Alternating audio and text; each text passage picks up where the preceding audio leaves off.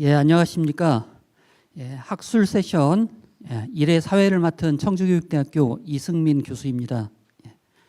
오전에 학교와 수업연구 국제학술대회 기조 강연회에 이어서 오후에는 총 9개 학술 세션에서 40건의 학술 발표가 진행될 예정입니다. 현재 참석해 주신 학술 세션 1은 Comparative Approaches to Multicultural Education, 다문화 교육에 대한 비교론적 접근을 소주제로 하고 있으며 국제학술 초청 발표를 포함하고 있는 세션이기 때문에 동시 통역이 제공이 됩니다. 오늘 발표에서는 한국, 싱가포르, 미국의 총 3명의 석학분들이 발표를 해 주시겠으며 각 발표는 30분간 진행이 되고 발표 후에 질의응답이 이어서 있겠습니다. 그리고 이제 세 분께서 발표를 하신 다음에 마지막에는 종합 토론이 있습니다. 그래서 온라인으로 참석해 주시는 분들은 종합 토론에서 질문을 하실 수 있도록 좀 이따 안내를 하고 그 질문 게시판에 내용을 올려주시면 종합 토론 시간에 다루도록 하겠습니다. 그리고 예정이 된 네 번째 발표는 마츠오 박사님의 사정상 오늘 발표가 취소되었습니다. 양해해 주시기 바랍니다. 세션 1은 국제학술 발표대회로 영어 발표가 이루어지고 이에 대해 동식 통역이 제공이 됩니다. 참여자께서는 인이어 장비를 조절하여 언어를 선택하시는데 채널 1번은 한국어 서비스가 제공이 되고 2번이 영어로 진행이 되도록 하겠습니다. 온라인으로 시청하시는 분들께서는 원어로 강연이 송출되며 자막을 제공할 예정입니다. 자, 그럼 첫 번째 발표는 서울대학교 김준견 교수님께서 Multicultural Education Policy and Reform in South Korea, 한국의 다문화 교육 정책과 개혁을 주제로 발표를 해주시겠습니다. 김준견 교수님께서는 미국의 대표적인 명문대학교죠. 유니버시티 캘리포니아 버클리에서 박사학위를 취득하셨으며 미국 콜로라도 주립대학교 교수를 역임하신 후에 현재 서울대학교 사회교육과 교수님으로 재직 중이십니다. 큰 박수로 환영을 해주시면 감사하겠습니다.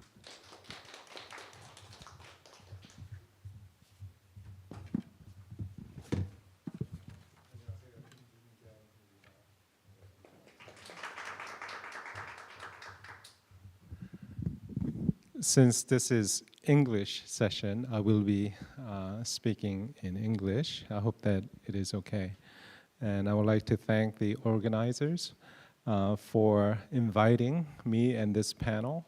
I think each one of us has interesting perspective to sort of bear on the situation not only in Korea but worldwide. Just a little bit about myself first. I was born in South Korea more than half a century ago, and then went to the United States to live, and I studied there mostly since elementary school to graduate school, as well as teaching at a state university in Colorado for over 2 decades. And just 2 years ago, I came back. There's a long sort of history behind how I was able to return to South Korea. Long story short, I came back to Korea because this issue has been subject of my research for the past 30 years.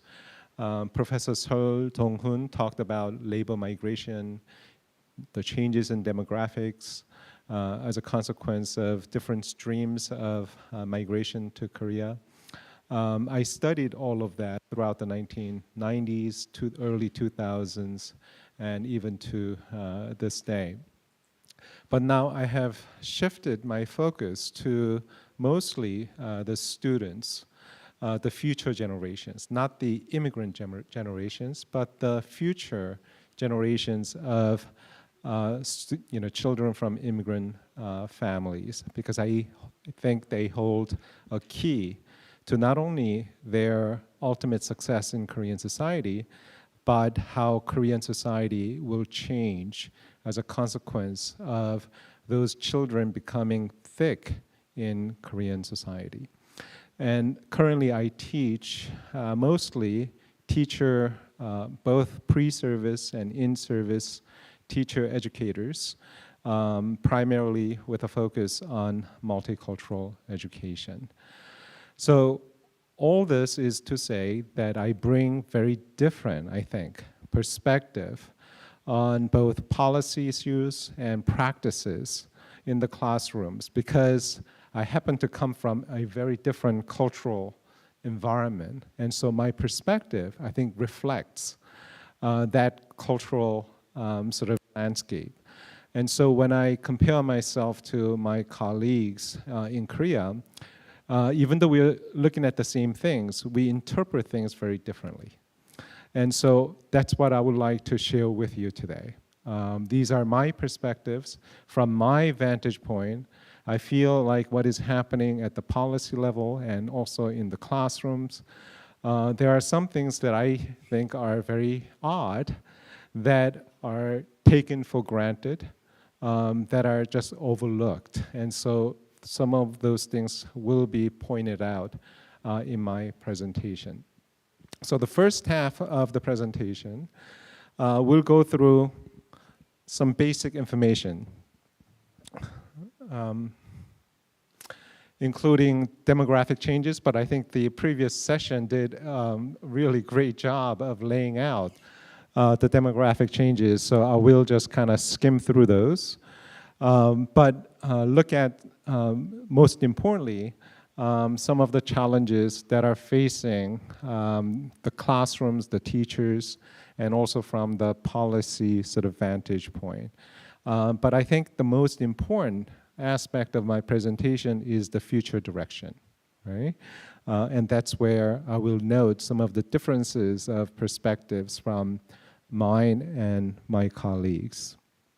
Okay, so basic information, right? I don't want to say that, like Professor Seol mentioned, that Korea is at the has reached more than 5% of its population constituted by immigrants, which is, I think, debatable, but I think generally speaking, that is accepted, popularly accepted sort of figure. And 5% is quite significant because it's a significant increase from the previous years. Without the immigrant population, I think Professor Seol has also mentioned that Korean sort of native population will continuously sort of decline if it wasn't for the immigrant population in Korea, right? So nothing, you know, nothing serious, nothing dramatic, right? And there are a number of different sort of migration streams that contributed to the diversification of immigrant populations. And what Professor Seol did not mention in his presentation that I would like to mention here is that not only is there, you know, a significant number of contract workers, as well as migration through interethnic marriages, but also different ways in which Korean co-ethnics are referred to and counted in Korea, right? And so Korean Chinese is known as 조선족, which has its own sort of ramification, culturally speaking, symbolically speaking. I'm in a similar situation as 조선족, except that I am from the United States of America, and they don't call me 조선족, right? And so there are different ways of accounting for Korean co-ethnics who come from different countries around the world, right? So I find that odd, but this is one of those things that is taken for granted in Korea. They do this without thinking, right? But I think these are some of the sort of nomenclature, ways in which we sort of articulate our sort of perspective on differences without really taking into serious consideration its deep meaning, right? I think there is a deep meaning when somebody is called Joseonjok versus somebody from the United States of America or any other sort of countries around the world, right? Family visas, I think, is also an important change in recent years, right? So Korean government has opened up its family sort of visas, so the family members are able to accompany the migrant workers or the marriage migrants to Korea as well, right? Oftentimes, we forget that Korea was once labor net migration minus country, right? So they went abroad more than people coming into Korea. And economists call this the Louisiana turning point, which happened in the 1980s, right? In the late 1980s. And even to this day, there are 3 times as many Koreans living outside of Korea, going to other countries, than people who are coming into Korea, right? So this is an important perspective. It's not just simply Korea is receiving migrants and Korean societies is changing as a consequence of immigrants coming into Korea, while Koreans have been going abroad, right? So we have to kind of understand the immigrants coming in the context of Koreans also going to other countries as well, right? There are 2 major sort of laws that govern and also control or manage a variety of issues that affect from children to grown-ups. And there are 2 major ministries. The first is the Ministry of Gender Equality and Family that manages what is known as multicultural families, right? And these are inter-ethnic marriages and their children who are born in Korea, right? And then the Ministry of Education technically does not care what kind of background that you happen to come from. All children, regardless of your political status, is able to get educated in Korea. And there were a number of sort of changes that took place in the national curriculum through the passage of the Elementary and Secondary Educational Act over the years that attempted to change the content of instruction relative to multicultural education. So there has been progressively sort of opening up and deepening of multicultural educational content.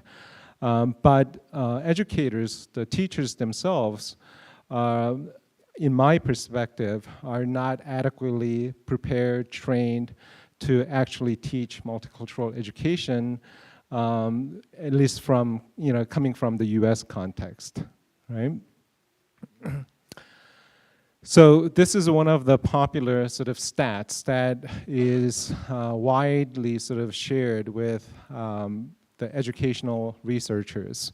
And it sort of, notes the changes in, I don't know if you can see the top, but the data reflects the children who from immigrant families, either they are children born from mixed heritages, or children who have entered Korea as immigrants, or children who are born between their parents who are not registered in Korea, right? Or people who are considered sort of foreigners in Korea, right? And so children of foreigners, both set of parents who are foreigners, are not officially registered, right? But they're counted under the Ministry of Education's statistics, right? So if you take a look at this data from 2012, a total number of immigrant background students enrolled in K through 12 accounted for about 47,000 in the year 2012. in the year 2024, the number has grown to 193,814, right? So this is a blown up picture of 2024. And what is interesting here is that among these populations, the Korea-born population is 134,000, right, out of 193.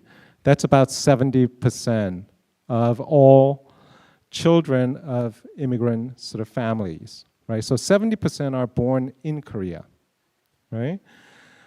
Those who have immigrated account for about 11,000, about 12,000, and that accounts for only about 6%, right? But most of the attention is focused on the children who have immigrated, having been born someplace else, right? The last category, the foreign heritage here, again, we have about 47,000. These are children whose parents are both foreigners. And as children whose parents are foreigners, they are not officially registered, which means they are not officially recognized, right?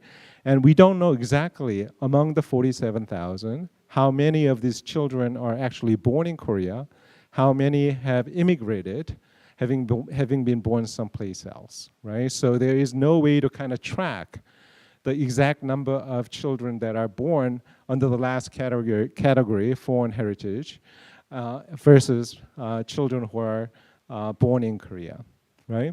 That is an important, I think, statistical sort of difference that we need to account for.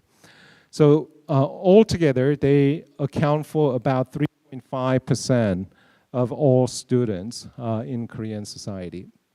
Okay, I'll just skip this, right? So this is a chart that I was trying to look up the figure for 2025, and they collapsed children who are born in Korea and children who have immigrated, having been born someplace else, which I find it interesting. They do not distinguish children who are born in Korea versus children who have immigrated to Korea, right?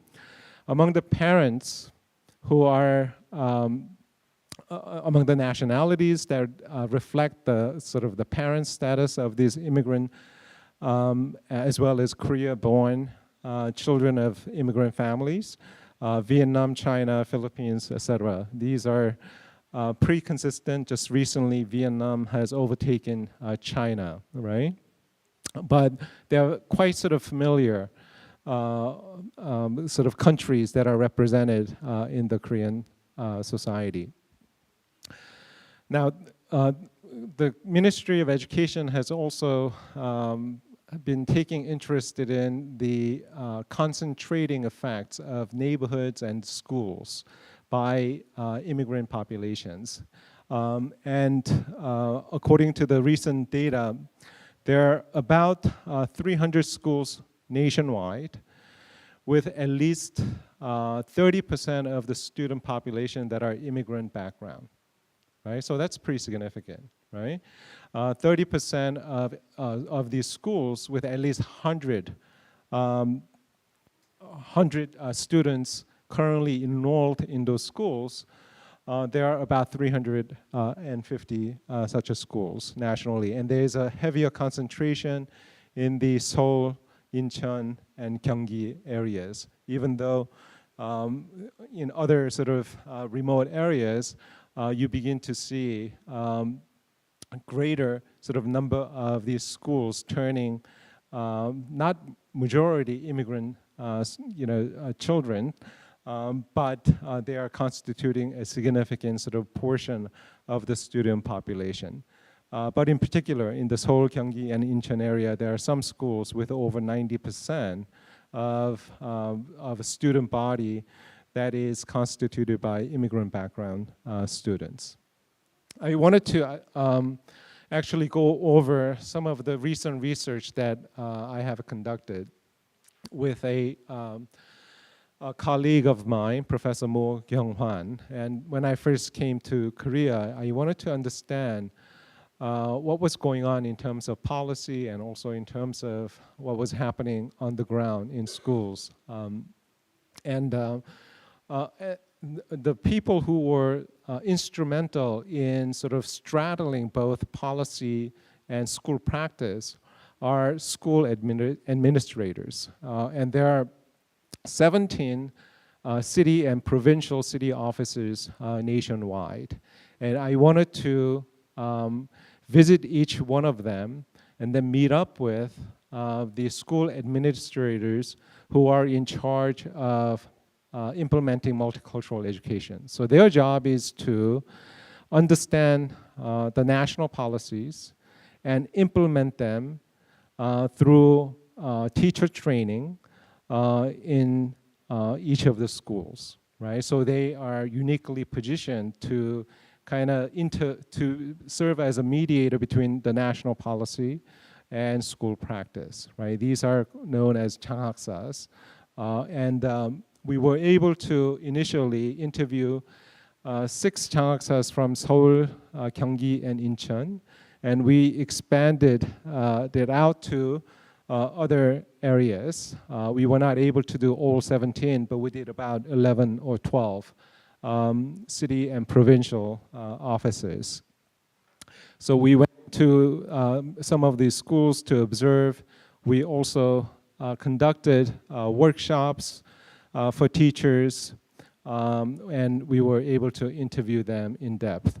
And the results of this study is now was accepted in International Journal of Inclusive Education and will be forthcoming, I think, this month. So hot off the press, right? So what are some of the findings of our study, right? What was interesting was that a lot of the things that Chang has mentioned made a lot of sense, right? But I would have looked at issues very differently. And this is where I think, perspective coming from an outsider brings a different kind of light, I think, to how we understand the issues and the problems and the challenges in Korea. So what are some of the things that Chang has mentioned as particularly sort of problematic? Well, they talked about how some communities are changing as immigrant populations move into the communities. Some of the residents who were living there for a long time, 선주민, they're moving out. This is a very familiar process if you have studied in the United States, for instance. This is a phenomenon known as the white flight, for instance, right? People are moving out as minority populations are moving into the communities. Well, there is a Korean flight happening in some of these communities. It's not widespread, but there are some communities are becoming heavily concentrated by immigrant populations because of the 선주민, the prior residents are moving out. And those communities are rapidly turning into predominantly immigrant sort of communities. And so it's not just simply the neighborhoods that are changing, but schools where these children attend are becoming increasingly populated by immigrant children, right? Learning challenges. The perspective that Chang-Aksas have is that, well, a lot of the children come to Korea not being able to speak the Korean language, right? And it becomes impossible for them to keep up with other Korean children. Even for Korean children, it's challenging to be educated and be competitive. It's almost impossible for immigrant children who are not fluent in Korean language to be able to keep up competitively with other Korean students, right? So their prognosis is that, well, the problem is their inability to speak the Korean language. That's their starting point, right? If that's their starting point, their end point is, okay, how can we, right, provide adequate resources so that they could learn Korean as quickly, as competently as possible, right? So that's the trajectory of their problem diagnosis and also prognosis as well, right? Which I find interesting because they leave intact some of the structural issues that are impacting their ability to be competitive in Korean education system, right? Interethnic conflicts. Some initially, when immigrant populations and the school children were in the minority, they were, in general, they kept quiet. They didn't cause sort of issues in schools. But when the population reached a critical mass, when they became the majority of the school population, they began to sort of assert themselves and began to conflict with other sort of national groups. So you have Kazakh students fighting with Uzbek students. You have Chinese students, fighting with Vietnamese students, etc. Right? So they are concerned about increasing levels of interethnic sort of conflicts among students. Teacher efficacy. They are very proud of Korean teachers, right? The Changhaksas feel that Korean teachers are world's best. They are, super talented people, but there are inadequacies in terms of being able to manage the diversity of challenges that these immigrant children bring to their classroom, right? And so their sort of solution is to request to the Changhaksas, don't send any children who are not able to comprehend the Korean language, right? Teach them Korean first, right? And keep them until they are able to comprehend instruction, right? So they don't want to really deal with the diversity of these challenges. They feel like this is not their responsibility. Even though there are some teachers who embrace these challenges, the majority of the teachers feel like this is extra burden. This is beyond what they were initially sort of trained for, right? They were not trained to sort of manage. They were not trained to be social workers, right? Because there were all kinds of challenges that immigrant background students bring to the classroom.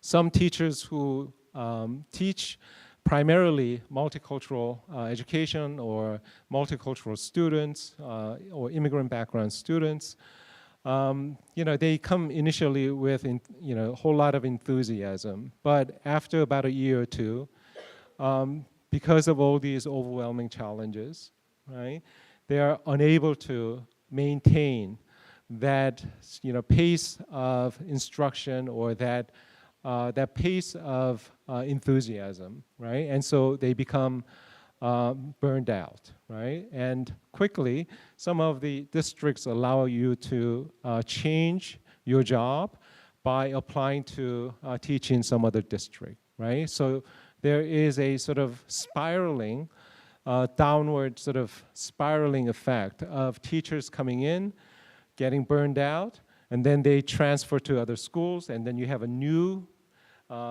fresh group of teachers coming in, and they go through the same process, right? And so this is impossible situation. They are not able to maintain, sustain the kinds of instruction that would be beneficial for all students involved when there is such a high rate of teacher turnover, right?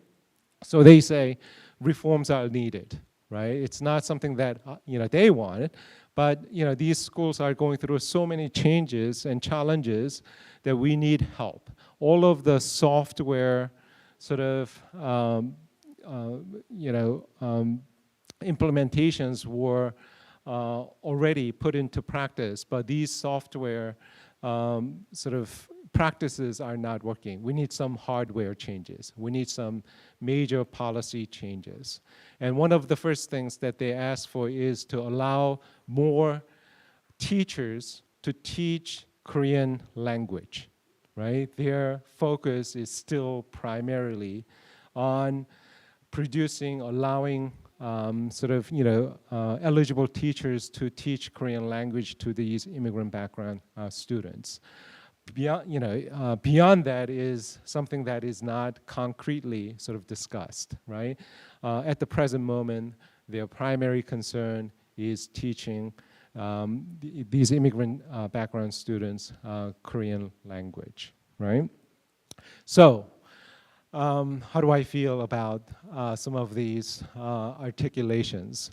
Well, I agree with many of the things that they have mentioned. But I see things very differently from a number of different perspectives. So let me share with you what I differ, right? Okay, these are some of the quotes from the interviews that we conducted, right? Okay, so what are the invisible and overlooked issues? Well, first, I think there is a bit of ethnic lumping going on, right? In the US, we refer to it as a racial lumping, right? So you have immigrant children, right? Children who come from immigrant families who are born in Korea, right? So they are second generation, right? And for many of them, their first language is Korean, right? And yet they are still treated as immigrant children, right? They're very different than children who immigrated when they were, 7 years old, 10 years old, 13 years old, right? These are immigrant children. In the US, if you refer to the second generation, American-born children of Asian background as immigrant children, there will be a riot in many of the schools, right? This would be considered such a social stigma, right? But in the Korean context, the term immigrant background students is used indiscriminately.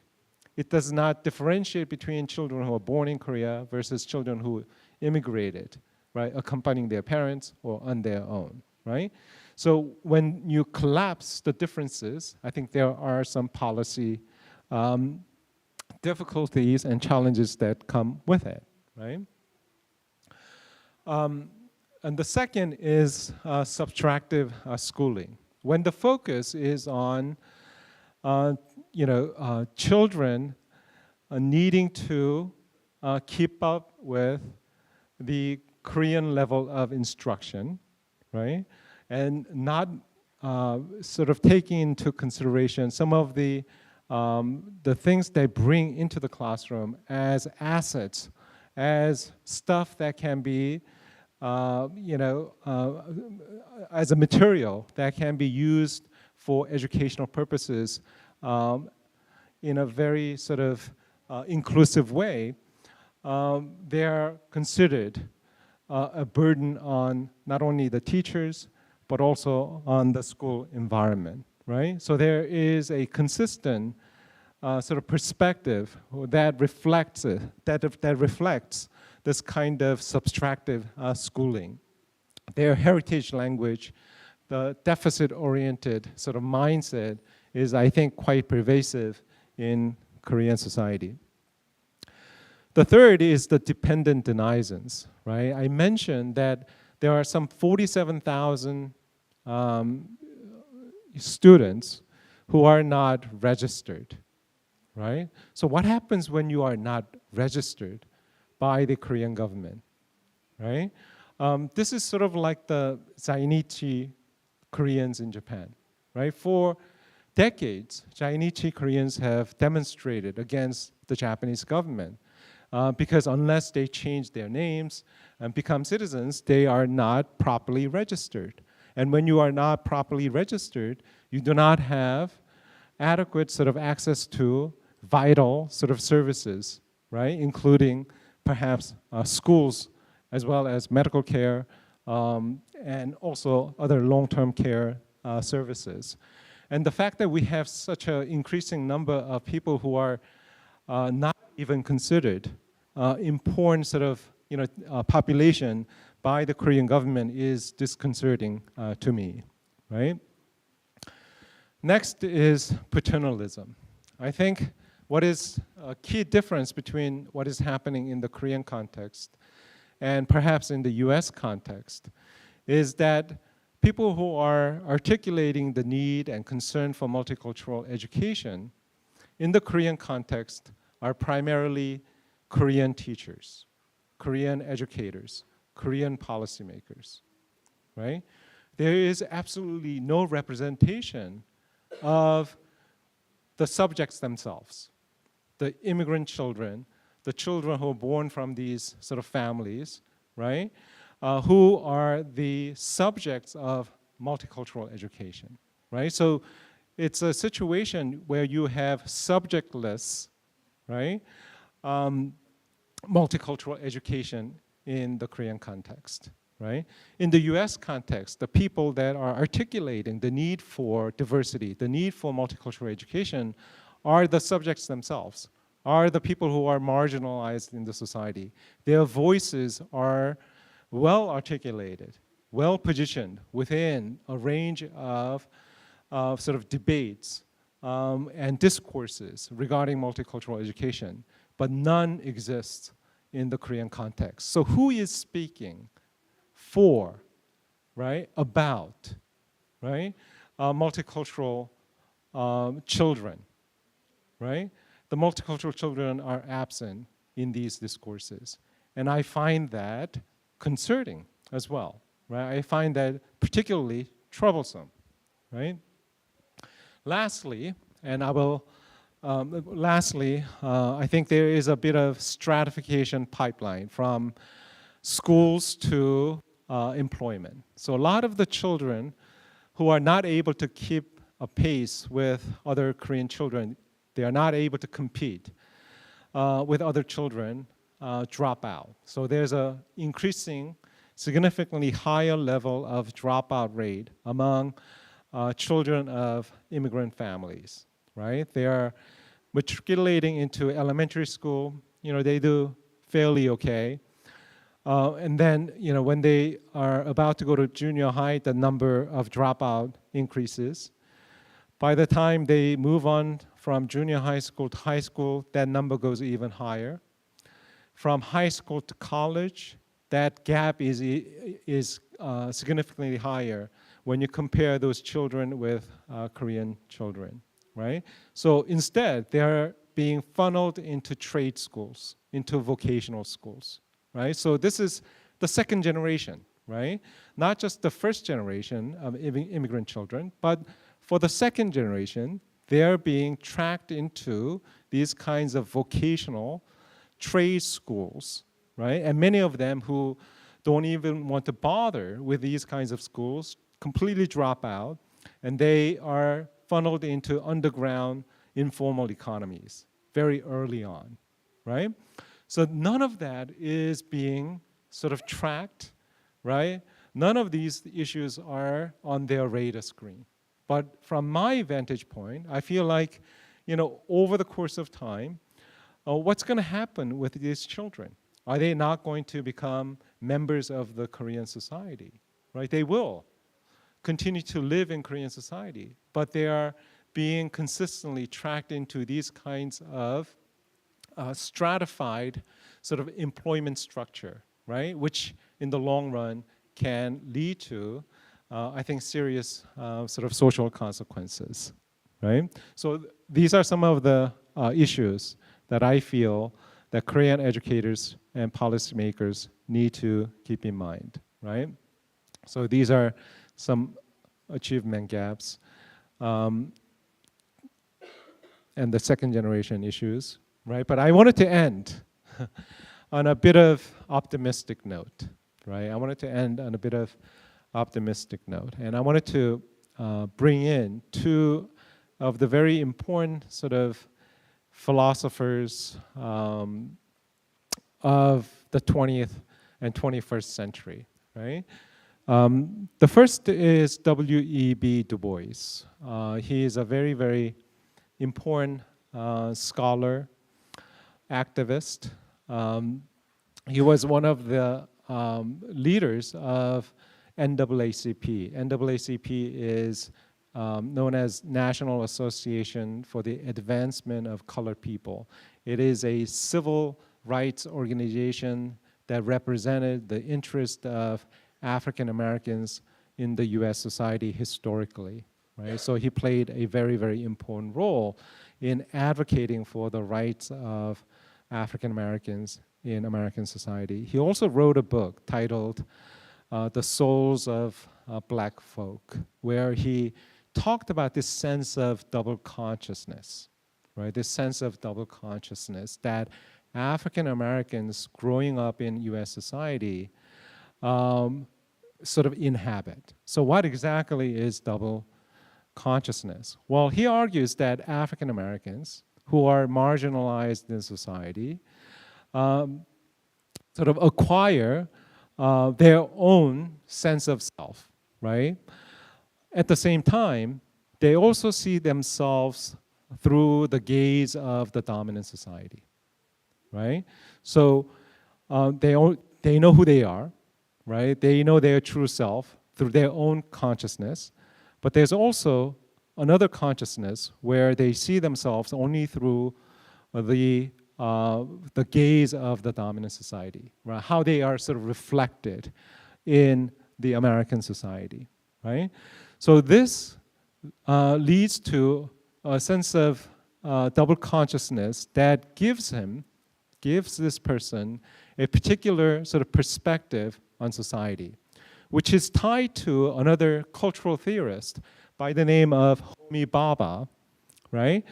He wrote an article where he introduced the concept of third space, right? And he referred to a lot of the immigrant children who are being marginalized in societies like Korea and the US and other locations, inhabit this kind of hybrid, this kind of mixed sense of identity.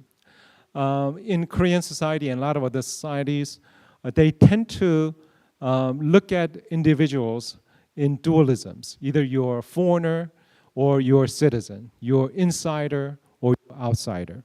Well, Homi Bhabha challenges these kinds of binary oppositions. He argues that a lot of the immigrant children actually inhabit what is known as this third space, sort of like double consciousness that W.E.B. Du Bois talks about, right? Where there is a different kinds of translation, interpretation that takes place because their lens in looking at society is very different than how the dominant society looks at the society, right? So what can we learn from these children, these people who inhabit double consciousness or third space? Well, I would like to argue that social change a lot of times happens because of these perspectives, right? The civil rights movement could not have been possible in American society if it wasn't for the double consciousness, right?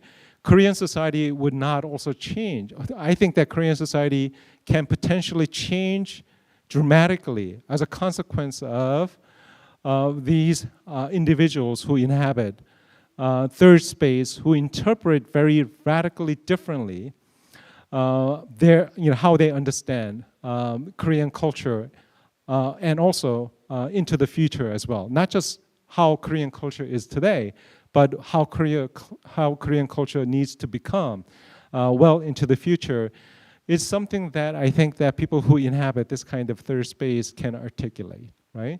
So culturally, symbolically, I think they have a lot to contribute, but also legally, in the US society, significant changes occurred as a consequence of their activism, right? They're on the periphery of sort of law in American society, and because they were being marginalized, they advocated for inclusion. They advocated for democracy in American society, right? Democratic changes did not happen from the center, but actually from the fringe and from the margins, right? And likely, I think, in Korean society, the potential for sort of change toward more democratic, more inclusive society can only happen through the articulation of the people who inhabit third space and double consciousness from children who occupy a very unique position in our society. So I wanted to end on that note, and I would like to thank you for eagerly listening to my presentation. Thank you so much.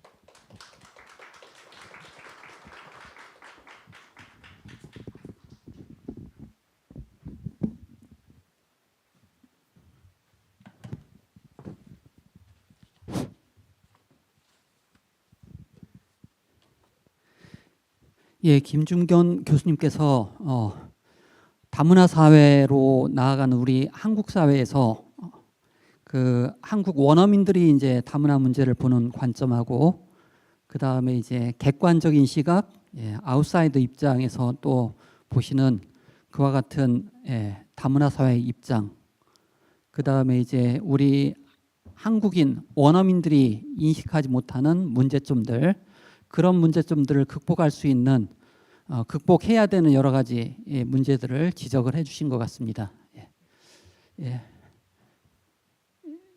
We have some question sessions. 이렇게.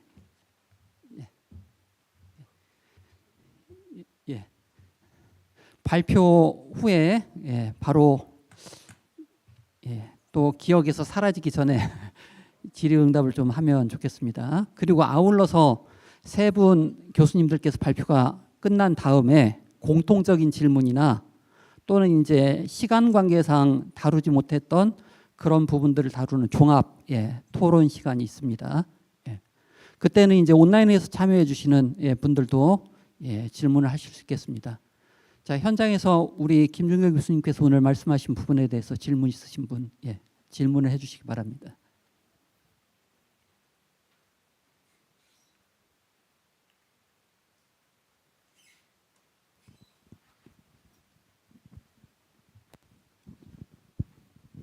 Hello. First of all, thank you for your insightful lecture. I'm Jean Kang and I'm third year undergraduate student in Chungcheon National University of Education. And I was also born in Korea, but I was also in the state, Wisconsin, for the elementary school. But since I miss my grandmother, grandfather, and my family, I came back to Korea again. And then those experiences made me to become an educator in Korea.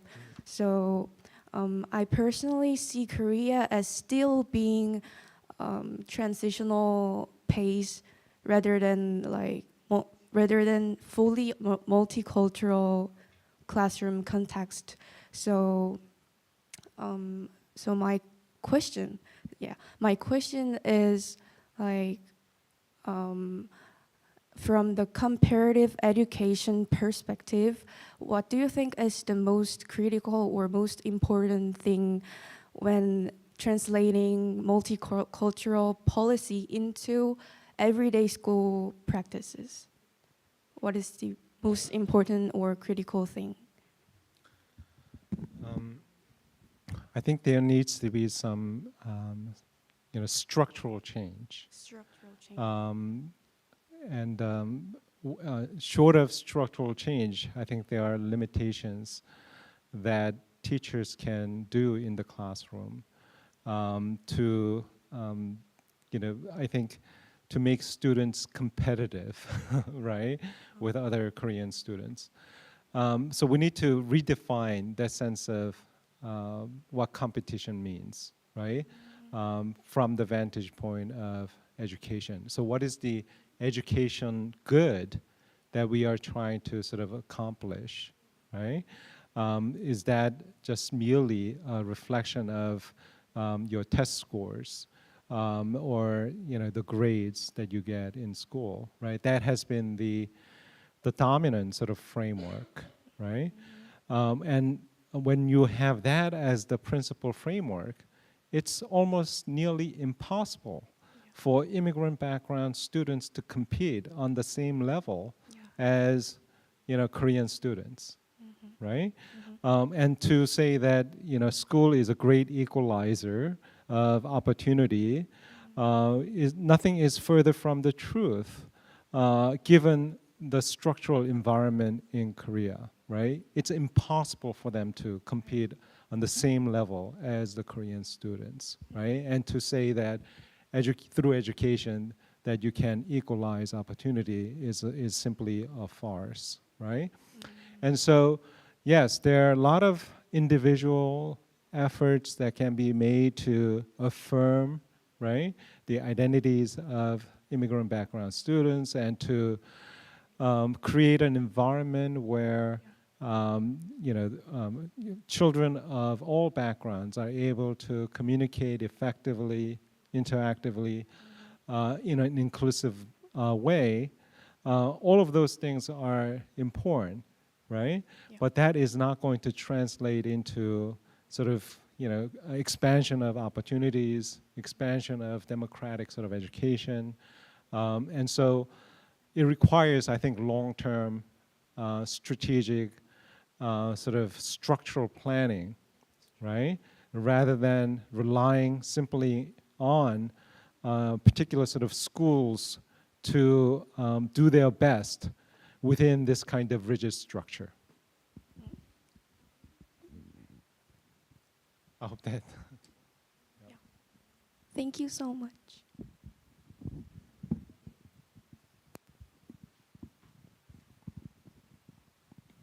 Thank you so much for your presentation. Coming from the US context, I myself was trained as an ESL, English as a second language bilingual educator. Do you see the possibility of Korean as a second language as one option that might be something easier to implement sooner? Or what might that look like? So, yeah, I think there are a lot of schools that are already implementing Korean as a second language, right? And that's not really a major issue from sort of my vantage point, in that there, much of sort of government's focus and schools' focus is on Korean language acquisition, right? But there is a very little, and there are structural challenges of teaching students like heritage language, right? So when you say Korean as a second language, it implies that they retain their heritage language. So there needs to be some fostering of their heritage language. And there are a lot of challenges, all kinds of issues, right? And so it's not technically bilingual education, right? It's a Korean language acquisition is more like it, right? And so that will take administrative, structural policy change, because not everybody can become a teacher. You need to be certified, and there's a quota, and you cannot teach for X number of hours, so you can't become a full-time teacher. So you either teach as an irregular, part-time worker, and who wants to do that? I mean, you can't make enough money as a part-time teacher, right? So recruiting those teachers is going to be a major challenge, right? So unless there are these kinds of structural policy level changes, you're not going to bring about these kinds of meaningful educational sort of changes, whether it pertains to bilingual education or other kinds of multicultural education.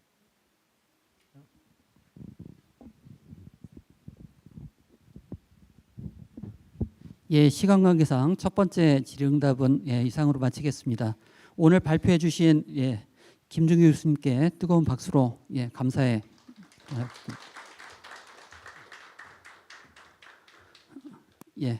두 번째 발표는 싱가포르 난양기술대학교 교육연구소의 자스민 심 교수님께서 발표를 해주시겠습니다. The topic of today's presentation is Living Together in Diversity, Multicultural Education and Citizenship Formation in Singapore Schools. We are pleased to have you with us today. Please welcome Professor Shim. Well, good afternoon, colleagues, teachers, and friends First of all, I want to say thank you to Professor Park Yoon Koon and the Cheongju National University of Education for inviting me to speak at this conference. I'm very deeply honored to be with you today. Yeah. So I want to begin my presentation with a vignette. Okay, something very ordinary in Singapore life. Okay, I'm going to look at breakfast as the first curriculum in the lives of children in Singapore. Okay. So it is 6:30 in the morning, okay, and we are in a Singapore public housing in the suburb, in a neighborhood we call in Singapore called Toa Payoh, okay. Toa Payoh is a typical multi-ethnic neighborhood in Singapore. Okay, so the Singapore public housing is also called the HDB flats. So the HDB is Housing Development Board of Singapore. So we call it the HDB public housing. So our public housing is, I would say, it's very beautiful. Okay, it is in some of the areas, it's really condominiums status and that sort of a quality of housing, okay? Because 80% of Singaporeans live in public housing, in the HDB apartment blocks, okay? So at if at 6:30 in the morning, if you get out to the corridor, these are the common corridor of the public housing, the HDB flats, right? At 6:30 in the morning, you will smell the aroma, okay, of food, of multi-ethnic food, okay, if you stand in the corridor before you even smell coffee, okay. And you will see that parents, okay, in any apartment block, you will have multi-ethnic families. So you will see that at 6 a.m., 6:30, you know, parents are cooking breakfast, preparing breakfast for the children's lunchbox to bring to school, okay? So on the third floor, you have the Singapore Chinese family, Mrs. Tan, cooking, you know, congee for her son to bring to school. And then on the seventh floor, you have Mrs. Pillay, okay, Singapore Indian family. She's preparing puri, which is a unleavened bread, deep-fried unleavened bread. So when you fry it, it becomes puffed up. It's very nice to play with. The students, the children would like to play with. I'll show you later. And then on the fifth floor, you have a Singapore Malay family, okay? Sharifa's mother. She's cooking some chicken to go with coconut rice. In Singapore, we call that nasi lemak, okay? And then here you have Vilma's father, right? And Vilma is what we call the Eurasian. That means they are mixed heritage, Asian and European heritage. Okay, Vilma's father is spreading peanut butter, making a sandwich, peanut butter jam sandwich for the daughter to bring to school. So these are schools in Toa Payoh neighborhood in Singapore. Okay. One of these schools. So all the children, you know, the 4 children from the 4 families, they go to one of these schools, let's say to this school, okay? So they have to get to school by 7:30 because that's when school begins, okay? And then at about 10 a.m. in the morning, they have a break time, the recess time, okay? So the kids, you know, from primary 2, elementary 2, okay, they're about 8 years old, they sit together in the school canteen, right? They take out their lunch boxes. So you have Wei Kai, the Singaporean Chinese boy, eating his congee, and then you have Sharifa eating her nasi lemak, the coconut rice, and Arjun, the puri, and Vilma, the peanut butter sandwich, okay? So these are the foods, okay? So that's when children are together in the canteen table, that's when the trading begins. Because Wei Kai would say to Sharifah that, your nasi lemak looks very spicy. That's the nasi lemak. Looks very spicy. Can I try a bit, And then Sharifah said, Wei Kai said to Sharifah that your nasi lemak looks very spicy. Can I try a bit? And then Sharifah said, hey, your congee looks very plain, but is it tasty? I can't taste your congee because I am a Malay Muslim Malay, and your food is not halal. Okay, and then Vilma said to Arjun, the Singapore Indian boy, this puri is magic. Look, it's puff up. It's very fun to play. If you poke it, it bursts and then it flattens, and they like to play with that. Okay, and the rest of the kids said to Vilman, your sandwich is so simple, but actually it tastes quite good. So what I'm trying to illustrate here is that there is laughter, there's tasting, there's curiosity, there's negotiation. Okay, the children do not know that they are actually doing and engaging in multicultural learning, but they are. Okay, so for these children in Singapore, for us, when I was a child, okay, diversity is really not abstract. It is very much lived. It is very much lived. It is edible, we can eat. It is shareable, it's laughable, and it's negotiated and navigated with an awareness of religious dietary needs, such as halal. Okay? So diversity is experienced around a school table long before it is taught in the classroom. It is long before it is taught in a textbook in the classroom. So this is where Singapore's multicultural tradition, if I may dare say, truly begins. Okay, not in policy, but in the relationships, in the everyday practices, not in grand statements, but really in the ordinary routines in daily life. Okay, is this idealistic? Okay, you may say that the scene is idealistic.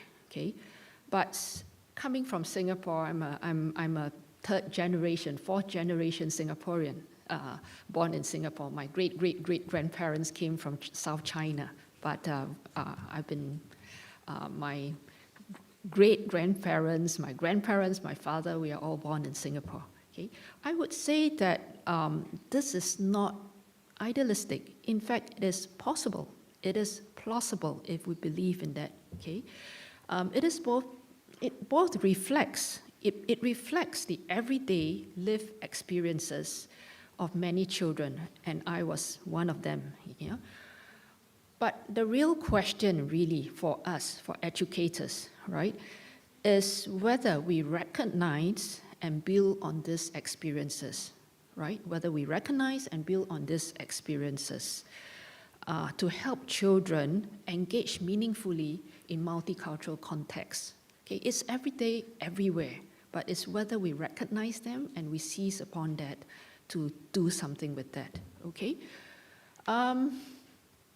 a deeper question. Okay, behind this ordinary scene, of course, lies a very deep question. Okay, as a scholar, I've always been interested to know how did a small, fragile, deeply plural society or deeply plural city-state, island state, if you may call, become a place where such social mixing feels normal, feels ordinary every day. But more importantly, what tensions remain beneath the normality? Okay, and I've included here that very briefly about Singapore. It is very, very tiny, okay? So if you see Singapore on the map, it's really just a red dot. Even the red dot that denotes the country, the island, is bigger than the island itself, okay? So we are called the little red dot, okay? And Singapore is only 735.7 square kilometers in terms of area. Okay, that's what we are. And we are a very, very tiny island state in a Malay region. Okay, and we are located between two huge countries, Malaysia and Singapore. Both are Muslim countries, and but at the same time, both are vital to the security despite having past conflicts. So Singapore had conflicts with Malaysia and with Indonesia in the past, okay? And also Singapore is the only Chinese majority state in a predominantly Malay region, all right? So in the next 20 minutes or so, I will first sketch the historical roots very briefly of Singapore's multiculturalism. Second, I will show how these roots shape our education system, for example, bilingualism, and also the character citizenship education that Professor B. talked about this morning. Third, I will share some examples of curricular practice or even the syllabus, okay, from the character citizenship education and from social studies. Fourth, I thought I'll end with a difficult classroom moment and a question for you, our Korean colleagues. But I think I should seriously end with a response to Professor Bista's comment on some education systems being strong and strength, you know, the focus on the strength and forgetting that subjectification, right? The knocking on the door and where is the self, the I, okay? I do have a response and a dilemma to that, okay? So let's go to the historical context very briefly. Okay, Singapore attained independence only in 1965, right? So we only have about 60 years of independence history. Okay, before that, Singapore was known as what we call a classic plural society. So what that means is many countries living side by side, but rarely together. Okay, different languages, different faith, different neighborhoods, schools coexisted, but diversity existed, but not unity. And yeah, so this was what it was before Singapore became independent. I'm going to just quickly share with you the colonial roots of Singapore and the migration patterns, okay? Not really patterns, but the background, okay? Singapore was a British colony from 1819 to 1963, interrupted by a very traumatic Japanese occupation from 1942 to 1945. And after the war, the British returned and gradually expanded local participation, culminating in Singapore attaining internal self-government in 1959.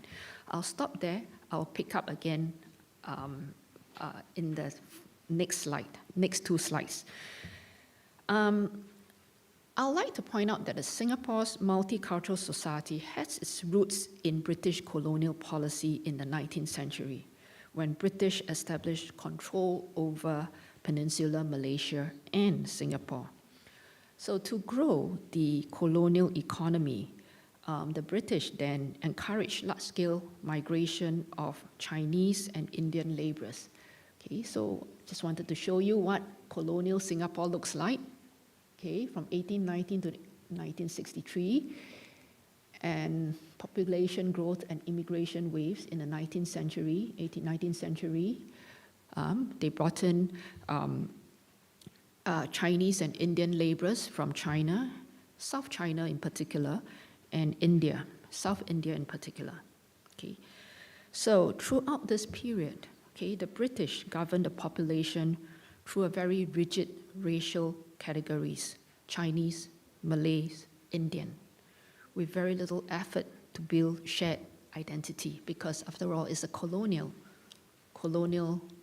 economy, colonial society, right?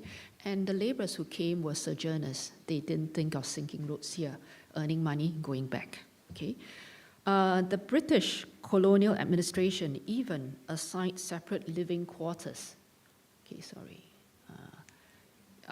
Even assigned separate living quarters to the different communities. You have the Chinese in downtown, the Malays in different parts of Singapore, and the Indians. So that you have they are very segregated, okay? So the communities, while they were recognized administratively, they were kept politically and socially apart. So unsurprisingly, this segregation hindered the development of mutual understanding and trust among the various groups, okay? So I would say that this plural and segmented starting point is crucial for understanding why, and after independence, after Singapore achieved independence, that our leaders, the Singapore leaders, place such strong emphasis on multiracialism and nation building. I use multiracialism right now. Later I'll explain why, okay? Importantly, multiracialism or multiculturalism is a deliberate nation-building project, and it did not emerge during the colonial rule. It took shape only in the post-colonial period when the newly self-governing territories had to forge a cohesion and govern themselves, okay? So, after the Japanese occupation, the British came back, right? But while they expanded political participation, but nothing really much they did. And of course, they lost credibility with the people then, because they didn't manage to defend Singapore against the Japanese. Yeah. So in 1963, okay, Singapore merged with Malaya, together with British North Borneo territories, to form what we call Malaysia. This was because Singapore, being so tiny, okay, it doesn't have a hinterland, it doesn't have natural resources except for people, human resource, okay? And that Singapore faced all these formidable challenges, and unemployment, no hinterland, no natural resources, communist influence, rising ethnic tensions, you know. So the political leaders believed that joining Malaysia would secure a more stable future. They could get independence and secure a more stable future. At least you have a larger market, you have shared defense and a common ethnic framework. However, the merger quickly revealed two incompatible visions of nationhood between Malaysia and Singapore. The Malaysian federal government in 1963, 1964 emphasized what we call the Malay dominance. That is Malay Malaysia, so a racial Malaysia. Whereas in Singapore, the Singapore leaders push for equal citizenship for all races, what we call a Malaysian Malaysia, which means that citizenship first and race second, okay? So tensions sharpened and racial riots broke out in 1964. It's quite a deadly racial riots. And on the 9th of August 1965, Singapore was expelled from the Federation of Malaysia, because they just couldn't, they were just such terrible bedfellows and they had to separate, okay? So independence for Singapore, if you look at our history textbook, will tell you that we were kicked out of Malaysia, okay? They didn't want us. History is always written by, you know, the winners, right? Okay, so independence was actually very abrupt and very unwanted from our point of view, because we are very small, right? We are not going to be able to survive without hinterland, okay? So it was a shock for the Singapore's political leaders at that time. Overnight, almost overnight, a tiny island had to stand alone, had to survive, okay? I will skip on how it survived, but I'll look at the multicultural policies, okay? So this traumatic experience forced Singapore's political leaders to confront three very urgent questions, because one key reasons why we couldn't stay with Malaysia is because of the race issue, right? And the colonial policy earlier, the British colonial policy led to a lot of racial tensions, conflicts, and segregation, okay? So this traumatic experience forced the Singapore's political leaders to confront three very urgent questions. How do we prevent ethnic domination? How do we prevent ethnic marginalization? How do we forge a nation out of communities that never had been one people, okay? And Singapore chose a path that was unprecedented in the region. In the region, as I painted for you, that it's a Malay region. We're the only Chinese dominant, right? So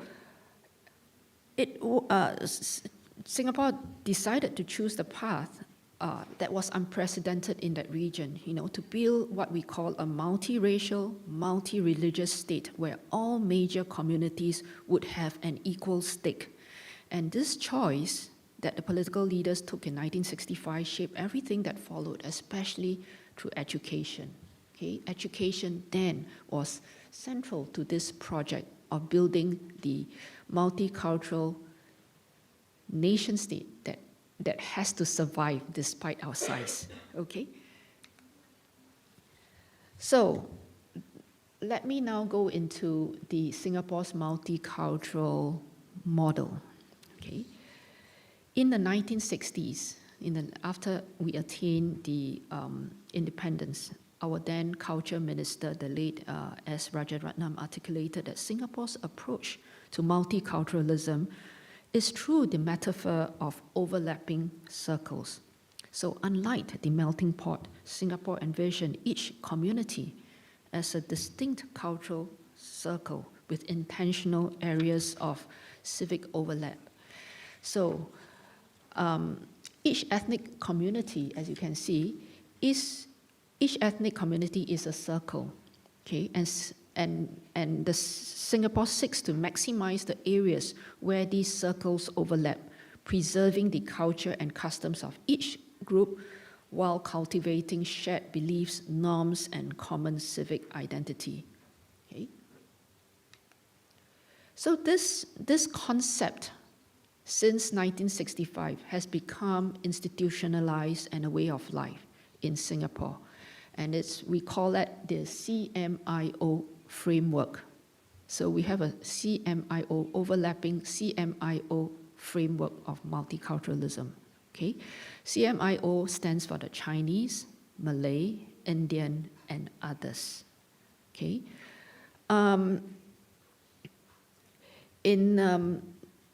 These are racial categories.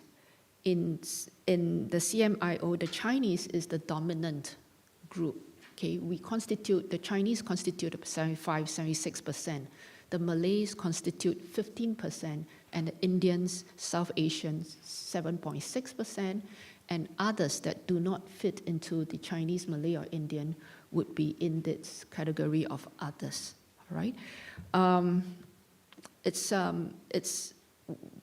what we have been using, what the government has been using since 1965. There's always debates and talks, especially now when the society has become very complex. Okay, so this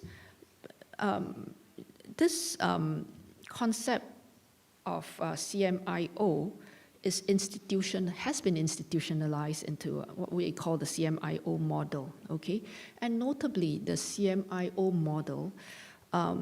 It's more of an administrative tool for the government to manage policies around race and ethnicity.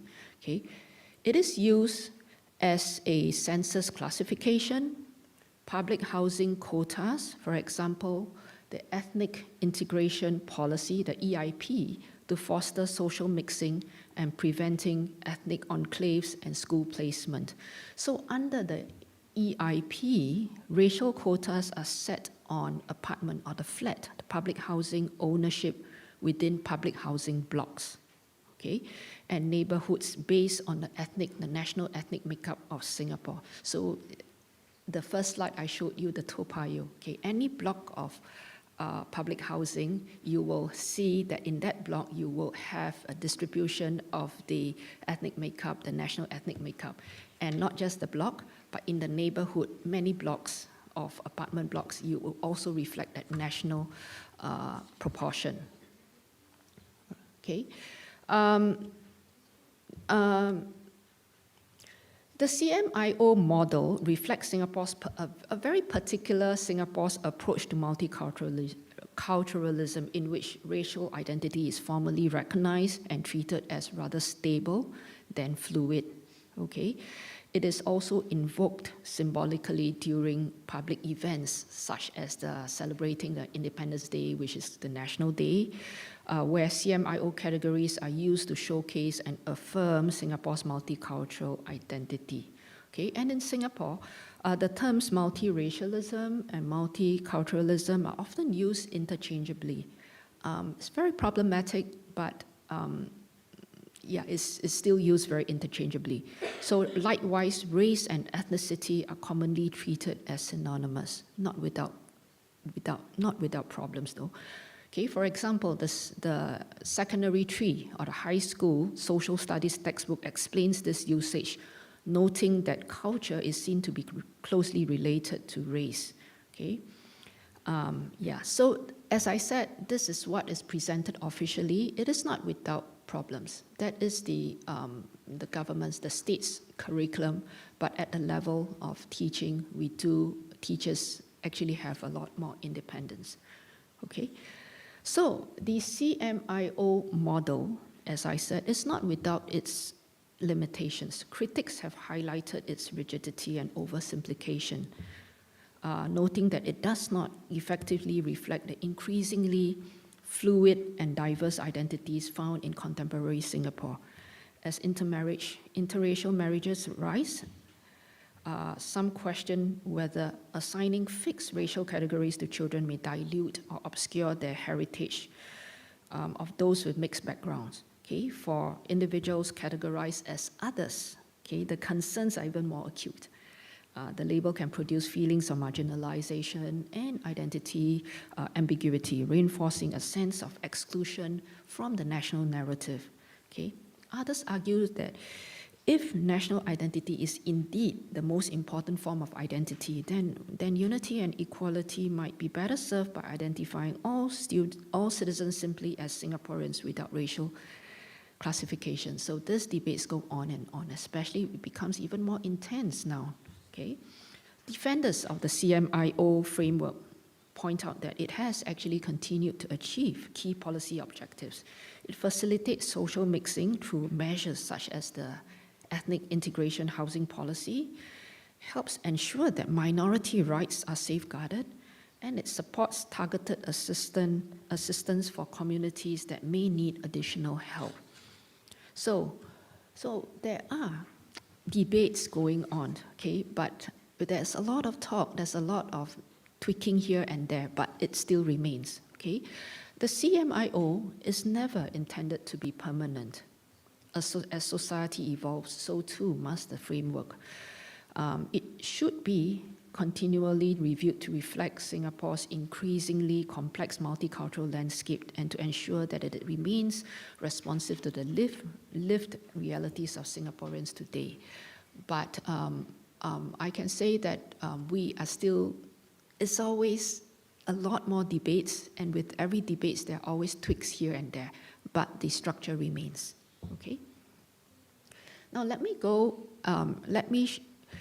next talk about, show you how the legacy of the British policy, right, and the CMIO, how does that translate into school policies in Singapore? I think the most prominent one would be bilingualism. Okay, Singapore's bilingual policy has been central to its education, multicultural nation-building efforts since it attained since it's even attained internal self-government in 1965, as 1959, and independence in 1965. When the new leadership sought to bring coherence to a society divided along linguistic and racial lines. So before Singapore's internal self-government and independence, Singaporeans spoke a wide variety of dialects and vernacular languages, and schools were organized along these linguistic communities. So there was communication, you know, meaningful communication as such, okay? So this created natural racial segregation and hindered social cohesion. So this bilingual policy that came about after the government, Singapore government took took over, it's really to tackle this issue. Okay, so the bilingual policy responded by designating English as the neutral lingua franca and the medium of instruction. So in schools, in Singapore schools, the medium of instruction is English. Okay, and it's not just that, because remember, when we were kicked out, when we attained our independence, we were really, really not surviving. Okay, we were worse, far worse than any third world country at that time. Okay, so the political leaders felt that English should be the medium of instruction. It's neutral lingua franca.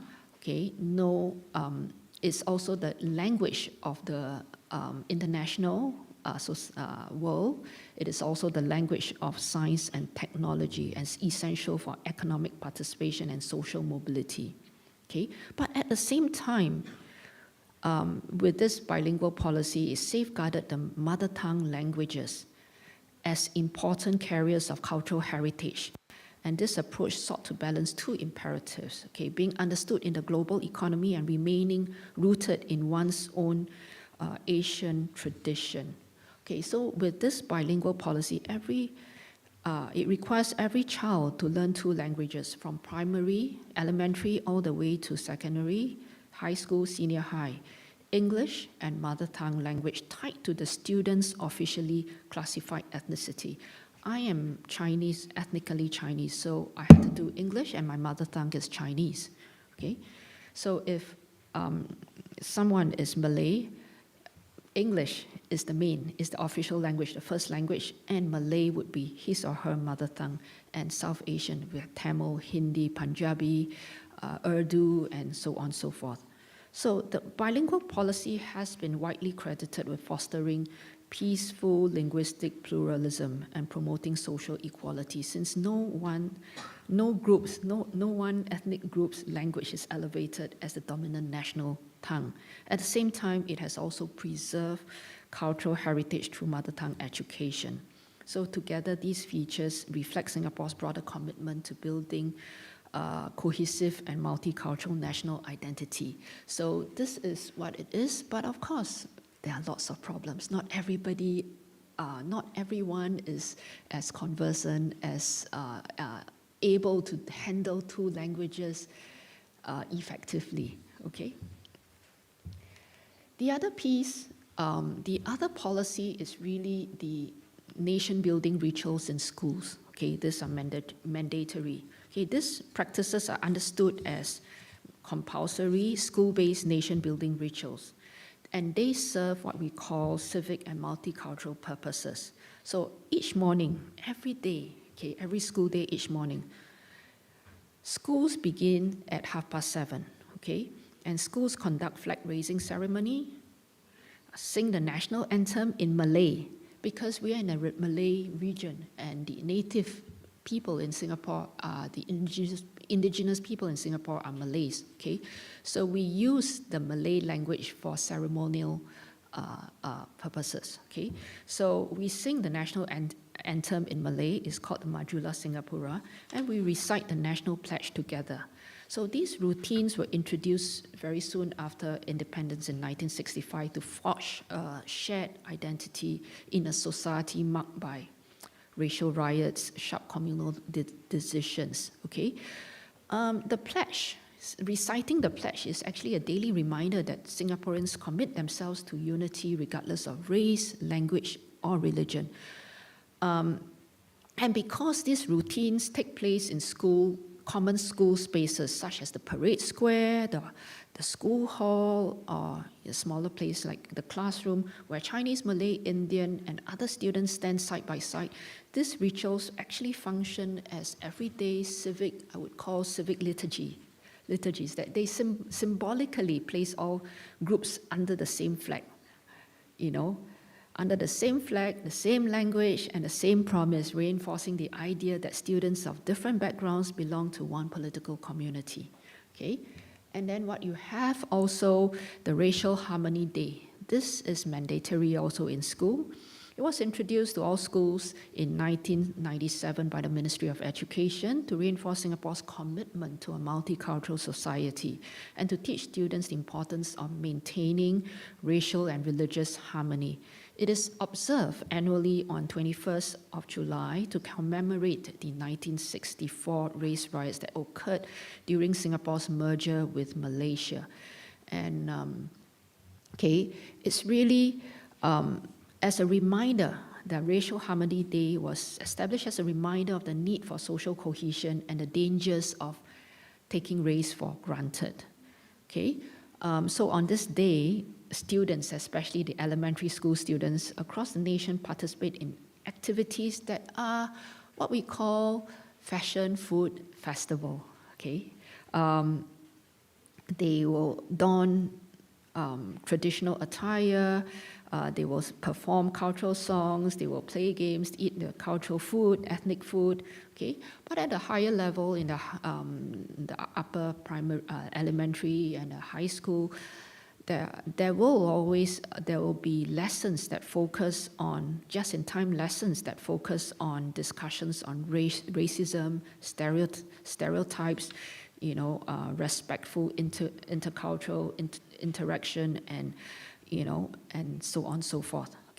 But the message across these practices is consistent and deliberate. We live together, we learn together, and we learn together.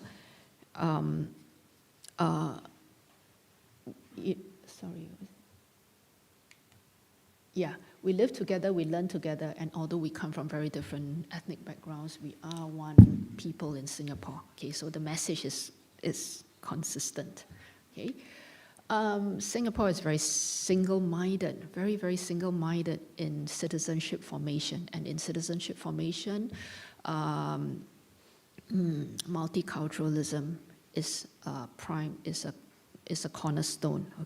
So since 1959, since 1959, when we got our internal self-government, we already had experimented with different types since 1959, different types of values-related, civic citizenship-related, moral education-related, and embedded within there is the idea of social cohesion, racial harmony. It's all these ideas, concepts in there. So since 1959 all the way to the present, we have been experimenting with various subjects, programs, and curriculum. The latest being the character and citizenship education and the social studies, a revised social studies approach that focuses on inquiry approach. I will not go into this, but I've given you the table here. You can look at it.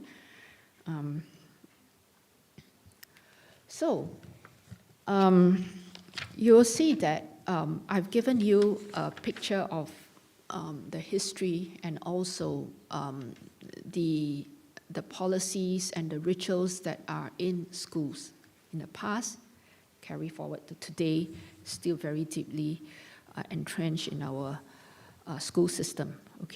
Since 2000, Singapore society has actually grown very significantly more diverse due to demographic and policy shifts. I think Singapore, like Korean, we are a super aged society, and we're so small, and human resource, people being the only human resource, the only resource, we are not producing. Our young people are not getting married, and they are married, they prefer to have cute dogs rather than children. So we also had to depend on migration, but our migration patterns are very controlled, because we are so small. We only take certain types, the government only takes certain types of immigrants. So that's to counter the declining birth rate and aging population. So these trends, along with sharp rise in mixed as we globalized, mixed race and transnational marriages have produced a new generation of Singaporeans with very blended cultural and national identities. And by 2023, over 1/4 of citizen birth involve a foreign-born parent, reshaping familial and cultural dynamics across the population. Okay, ethnicity is one thing. Religious diversity has also deepened.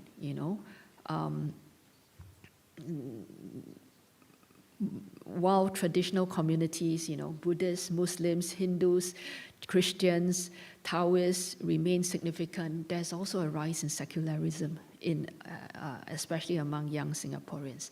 And if you look at the CMIO framework, the O, right, the others racial category has grown because of migration, has grown steadily. Okay, now including not just Arabs, but you have the Filipinos, the Arabs, the Koreans, the Japanese, and because we are such a cosmopolitan and global society, all sorts of people, okay?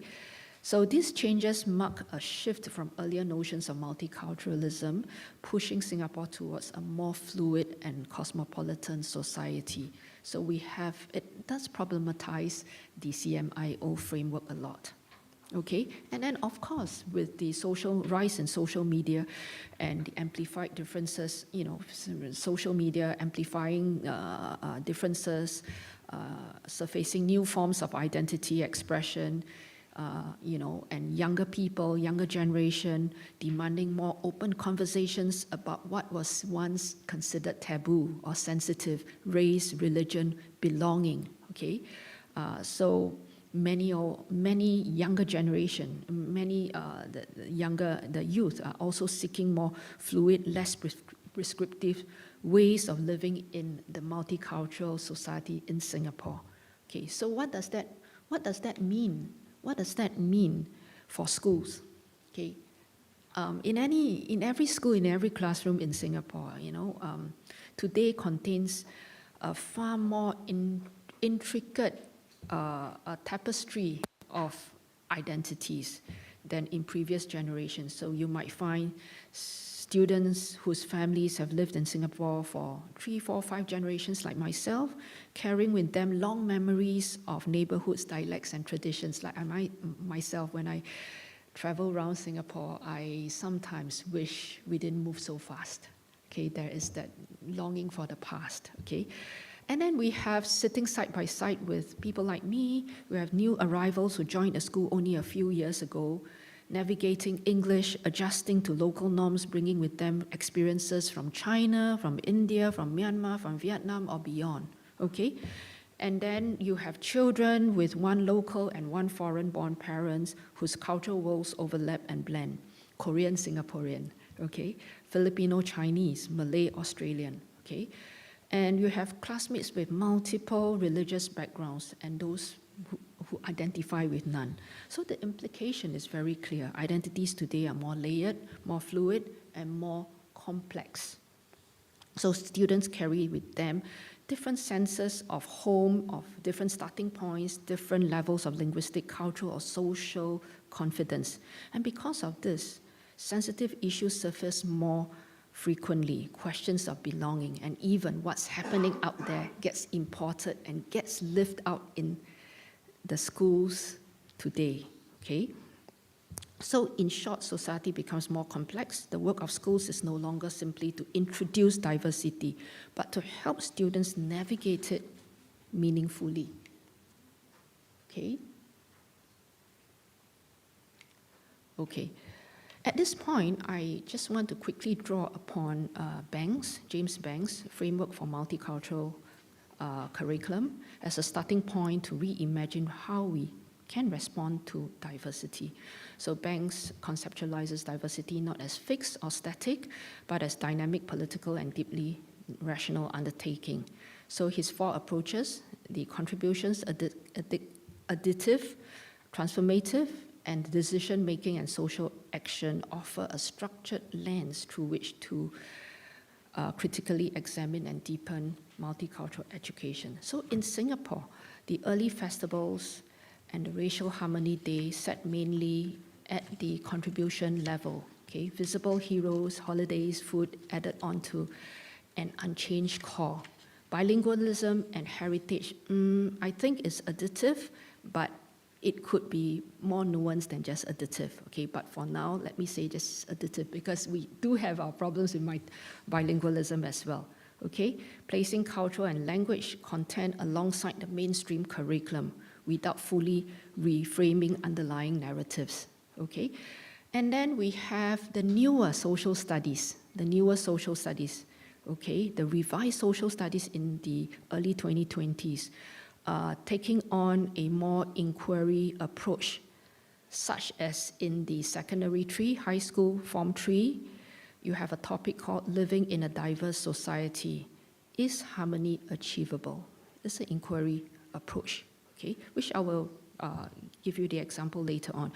Try to, these changes, right, try to be more transformative, inviting students to see issues from multiple perspectives and to question assumptions. Then at the level of whole school, we have service learning, values in action projects, and structured intergroup dialogues, right? These are steps towards decision-making and social action. Baby steps, there is much more we can do, but at least we start, okay? That's my view, okay? So, in other words, as Singapore society become more complex, multicultural education slowly move from festival surface contributions into the terrain of citizenship formation, asking not only who are we, but also how should we be living together and what actions must we take. And I must say that to be fair, the Ministry of Education has evolved its curriculum, particularly in the character and citizenship education and social studies to respond to evolving landscape. Okay, so let me just quickly share with you the character and citizenship education. I think Bista talked about this earlier, okay? CCE, to be short, okay? Implemented in school in 2012, revised in 2021. Provides a developmental pathway from primary 1 through to pre-university, and it aims to nurture students with strong character who are resilient, socially and emotionally well, ready for future and actively engaged as citizens, okay? The curriculum is anchored in 6 core values: respect, responsibility, resilience, integrity, care, and harmony. Harmony is always there, and it's organized around 3 key ideas: identity is always there too, relationships and choices, and guided by principles of student centricity, intentionality, and coherence, okay? CCE is designed to remain relevant and responsive, helping students connect values to their lived experiences and moral development. Okay, I just want to quickly talk about how CCE 2021, I think this is a good thing because it now places stronger emphasis on student-centric and constructive pedagogies. So we don't want students, this curriculum does not want students to receive values, they want them to reason about them, feel them and practice them. And so these are the recommended pedagogies in the new curriculum, okay? At the same time, they have, in 2021, they introduced this component called discussion of sensitive issues or contemporary issues. They don't call it controversial, but they call it contemporary issues, okay? So, like the Hamas-Israel issues, okay, students get to discuss and then they bring it and talk about it in the context of multicultural education, okay? And then also the social studies, okay? Very quickly, I need to rush through. Okay, this is social studies. We have taken on an inquiry approach. So at the elementary level, it's still very much a contribution approach. Okay, but at the upper secondary or high school level, we have moved into more inquiry approach, where we don't want students to passively accept, but they answer and work on this inquiry question. Okay, and they work on primary sources and they make up their mind. And in their exams, they have sources that they don't see, and they have to look at those sources and make sense of those in order to answer questions like that. Okay, so this is a theme, this is an issue in the upper secondary social studies high school. Okay, so I'll just quickly skim through. Okay, I want to quickly say this, that in the character and citizenship framework, there is this phrase, every teacher a CCE teacher, drawn from the Ministry of Education CCE framework. Okay, it reflects the values and citizenship not as confined to a single subject, but are integral to all teaching. So all teachers are citizenship teachers. Okay, it reflects the values that that teachers need to model what counts, because students learn most from what teachers say, do, and model, and not through the curriculum, not through what they teach in the textbook. Okay, so teachers' daily choices help students learn. Okay, so I want to end with 3 more slides. 3 teachable moments. Okay, if we consider every teacher as a moral pedagogue, okay, for example, what happens and the action of teachers, when they encounter with these 3 moments. Student makes a joke that relies on racial stereotype. Does the teacher laugh, ignore it, or pause the lesson to talk about why it hurts? Or number 2, or moment 3, okay? The teacher, what I want to point out is that there are a lot, if we regard teachers as a citizenship teacher, all teachers as citizenship education teachers, then the teacher's response defines what the school really values. Through their daily choices, they shape the classroom climate. Those 3 moments. Is it safe to ask difficult questions about race, language, or religion? What are the boundaries? What is tolerated, challenged, and how? The meaning of we. Does we center on the majority or actively make room for minorities? So in that sense, multicultural education in Singapore, the national narrative is important, but real work happens in the classroom where teachers stand at the heart of that work. They make those decisions. They establish a classroom climate as teachers, not just of social studies or CCE or anything like that. As teachers, they establish the classroom climate, the boundaries, and the meanings of who we are. Okay?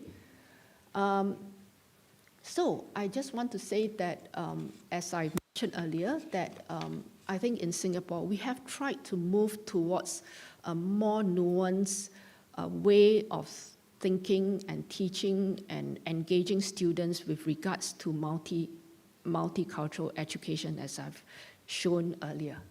Okay. Okay. And I would like to end with the idea that teachers are very important. You can have a beautiful curriculum, but who really enacts the curriculum is really the teachers. Okay, and a question for Korean educators. Okay, I think with the morning's presentation and Professor Kim, Korea also faces the new forms of diversity. Okay, so I want to bring back to the first vignette that I shared, when diversity happens in your classrooms, in a lunchbox, in a name that sounds foreign, in a comment that hurts. How do we manage as educators in Korea? Do you manage the moment quietly to keep things calm because we don't know how to deal with it? Or do we open it up as a civic learning moment to help our students think more deeply about identity, fairness, belonging, and citizenship? Okay. Something for us to think about, and and I just want to end by saying that living together in diversity is not a destination we reach, it is a practice we sustain, and in that practice, teachers stand at the heart. Okay. Also, I just wanted to respond very quickly to Biasta. I think he talks about the ideal, that we focus a lot on strength, resilience, and all that to create the ideal, and we immunize our students. Okay, so yes, I can see how much of that we do in Singapore.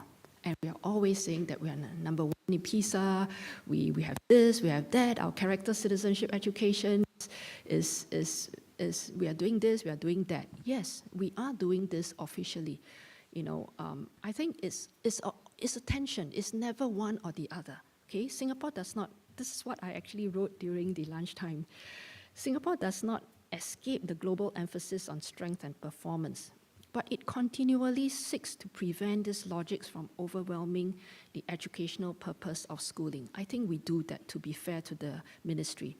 And at stake, ultimately, is whether education remains oriented towards children's autonomy and humanity, or whether it becomes a system designed primarily to make sure that they succeed.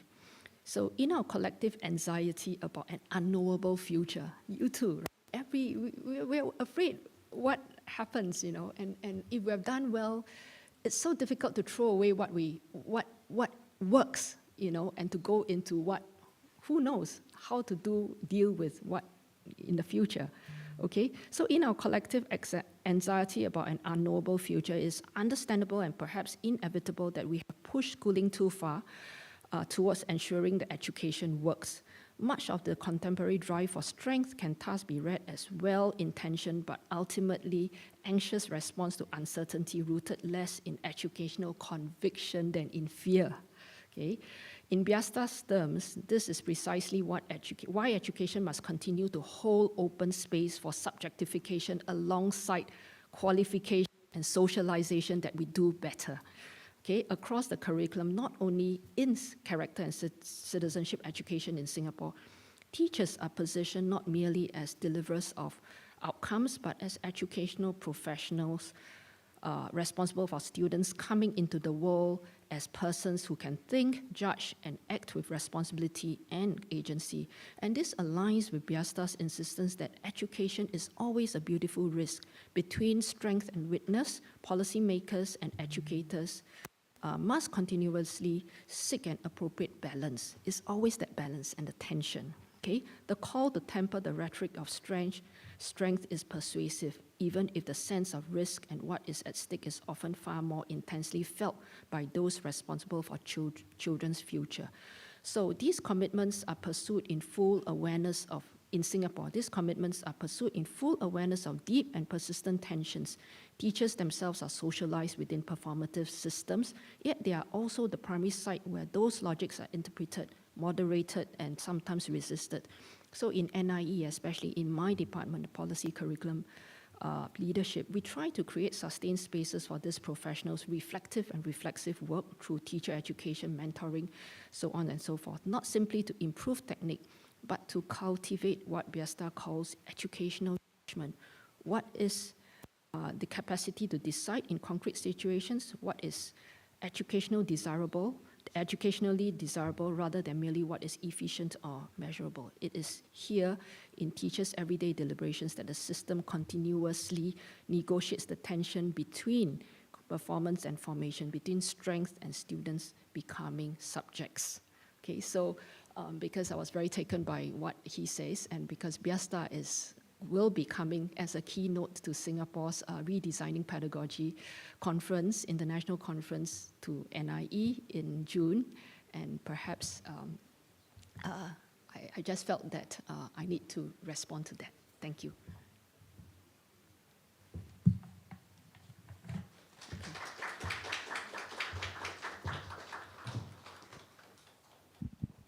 다행스럽게 오후 세션은 세 분 교수님께서 발표를 하시는 부분이 있어서 좀 시간적으로 여유가 있는 것 같습니다.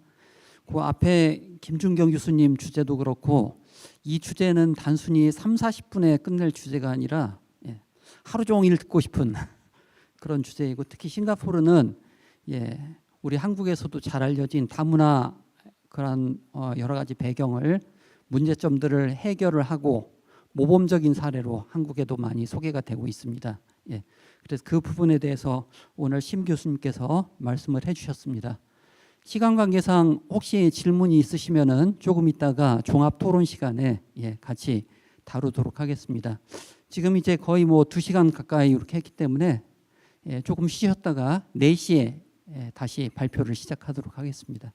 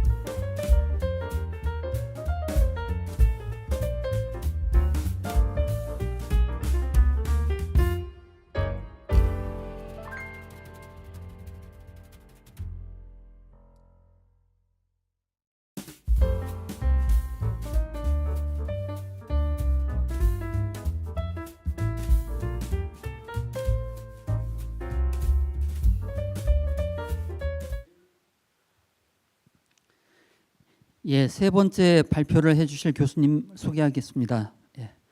마지막으로 미국 미시간 주립대학교의 노린 라심 로드리게스 교수님께서 발표를 해주시겠습니다. 주제는 Beyond the Book: Leveraging Primary Sources to Emphasize Diverse Perspectives in Historical Fiction. 예, 책을 넘어서 역사 소설의 깊이를 더하기 위한 1차 자료 활동이라는 주제로 발표를 진행을 해주시겠습니다. Okay, we are very honored to have you with us today. Please welcome Professor Rodriguez. Thank you so much to Dr. Park and the organizers. This is my first time in South Korea, and I've had a wonderful time. Unfortunately, I went to Nami Island on Monday, and it was freezing. So pardon my voice. I'm still recovering from the very cold day I had outside. Since our fourth panelist was not able to be here, I added a few extra slides to talk about the importance of children's literature, since that's my focus today. And so I think children's literature, particularly with young learners, is one of the most powerful tools that educators can use, particularly when it comes to teaching children about multiculturalism. A scholar of literacy in the United States in 1991 said that literature transforms human experience and reflects it back to us. And in that reflection, we can see our own lives and experiences as part of the larger human experience. Reading then becomes a means of self-affirmation, and readers often seek their mirrors in books. For many years, non-white readers have too frequently found the search futile. And to illustrate this, in the United States, Dr. Sarah Park Dahlen and illustrator David Hike took data from the Children's Cooperative Book Center at the University of Madison, Wisconsin. And with that data, they wanted to illustrate visually the ways that different races are represented in children's literature. So these are all of the books that were published in the year 2018 in the United States. And if you look at the different groupings, in 2018, if you picked up one of the books published, or if in 2019, if you picked up one of the books published the previous year, it was more likely that you would pick up a book that focused on animals or other non-human creatures than any children of color. Because at the time, 50% of published children's literature highlighted white characters. Now, the scholar I just quoted, Dr. Rudine Sims-Bishop, talked about the importance of children's literature as mirrors, windows, and sliding glass doors. She said it's important for children to be exposed to all kinds of books. Mirrors are books that reflect your own experience. For white children, there are so many different kinds of mirrors. In the illustration, you can see in the top, there's different mirrors. There's a disco ball. There's so many different ways that white children can imagine themselves to be in the present and in the future. But for other groups of children who are not white, there are far fewer mirrors. They're very small. Sometimes they're cracked, they're distorted, they're inaccurate representations. They can be harmful representations. And no matter what, they're limited. And in many cases, the people who author those books don't belong to those groups. And so the people who are telling those stories are not the people who belong to those groups themselves. So children's literature is powerful, but it can also be incredibly harmful. And so my talk today will talk about the ways that you can take a piece of children's literature and enrich it through the use of primary sources so that those mirrors that students see can be more accurate and more representative of different experiences. Dr. Sims-Bishop also talked about windows as a function of children's literature that allows you to see into other people's worlds. And a sliding glass door book allows you to step into those other worlds and understand what those experiences are truly like. So it's important that students in any culture have access to those different kinds of children's literature. And to give you a quick illustration of why this matters specifically to Asian American children in the United States. Asian Americans are currently 6% of the US population. We are expected to make up 10% of the US population by 2060, and yet the children's literature that exists only recently has become more accurate and representative of diverse Asian American experiences. So oftentimes my colleagues will take over this slide, and they will talk about how in children's literature, all Asians look the same. And so this book, My Name is Yoon, was written by a white author, And my Korean and Korean American colleagues particularly dislike this book because really the story that's being told is about a Chinese child, but she's represented as if she is Korean. We also see examples of that happening in classic folktale books like Tiki Tiki Tembo, which was published 60 years ago and is still beloved by kindergarten teachers. It claims to tell the story of a Chinese folktale, but this is actually a Japanese folktale. And a lot of the clothing that is worn is Japanese, not Chinese. And so in Asian American children's literature, historically, we saw images that were very stereotypical and even racist, featuring slanty eyes, flat faces, very little expression. We also saw that Asian cultures, particularly East Asian cultures, were viewed as interchangeable. Korean, Chinese, Japanese, it's all the same. No distinctions. I don't need to tell this audience why that's a problem, but in the United States, it remains a very serious issue. And at that, we really only see East Asian American representation, very little South Asian representation, very little Southeast Asian representation. And moreover, when we focus on characters' Asianness, they're often situated as incompatible with American culture or even backwards. One last final problematic point around Asian American children's literature is that sometimes, thinking about these very ignorant representations, this book, Hiromi's Hands, is a story about a Japanese woman who became the first sushi chef in Japan. And across the book, they show illustrations of scenes across Japan, and it's not actually Japanese. The writing is just gibberish, it's nonsense. And in the author's note, they say, the representations of Japanese writing in the book are for illustrative purposes only and should not be considered as actual words to be read. Any words that may appear were created by coincidence.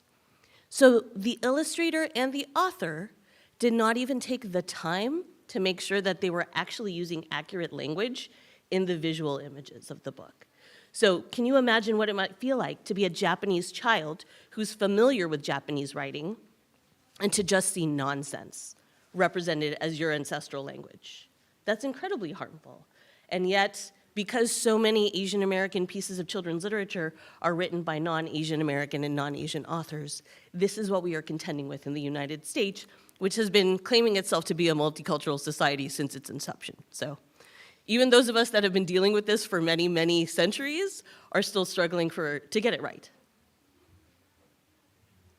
So thank you.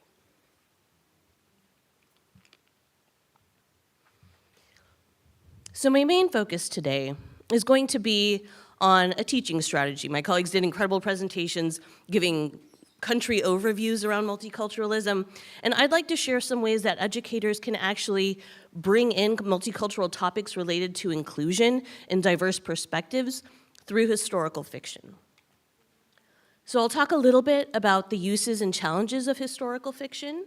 I'll talk about ways that you can engage in dynamic read-alouds of literature, and then I'm going to share a strategy that I've called Beyond the Book. And I've been teaching future teachers for over a decade, and by far this is my favorite assignment that I've ever created, and my students love it and take it into their classrooms. So please feel free to steal it and use it with your students. And then I will give an example from the book, The Youngest Marcher, which is about the US Civil Rights Movement. So first, books for young readers are largely conservative and are often used as a form of didactic education to instill particular morals, to model proper behavior, to encourage obedience and maintain the status quo, and presume a white upper-class readership. Now, perhaps in your countries, the dominant group is not white, but oftentimes the other descriptions still apply. Children's literature is meant to teach children the morals and the norms of society. Historical fiction is often used specifically to integrate language arts with social studies in the US, with attention to multiple perspectives and historical empathy as driving factors in educators' text selection, although the reasons why they make those choices is largely understudied. That being said, children's picture books are particularly notorious for their lack of historical accuracy, a reliance on stereotypes, as you saw with the Asian American examples that I shared, an insistence on happy endings, thinking that children cannot handle a difficult ending, and authorship by cultural outsiders, as I mentioned earlier.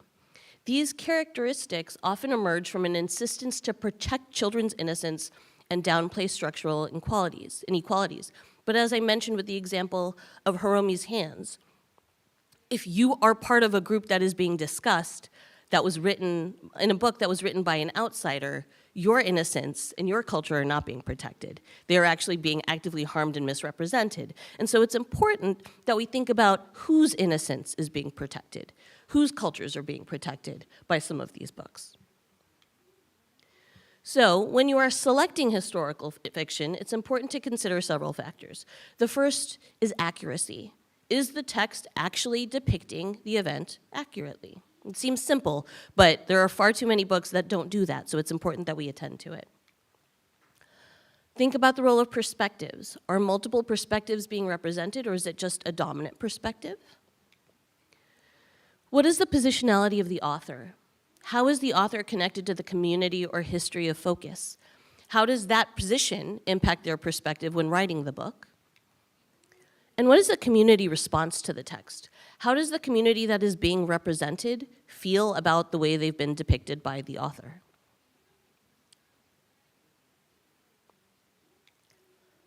So in order to conduct more dynamic read-alouds that will better engage students, I offer a few recommendations. First, be thoughtful about book selection. What about this book, whether it's who the author is, who the illustrator is, the topic, or the narrative, will make it interesting to your students? Relevance. How does this book connect to students' existing interests and knowledge and pertain to the learning objectives that you as a teacher need to achieve? And engagement. How will you keep students engaged before, during, and after the read aloud, and how will you check for students' understanding? One tool that I think is vastly underutilized by teachers is something called the peritext.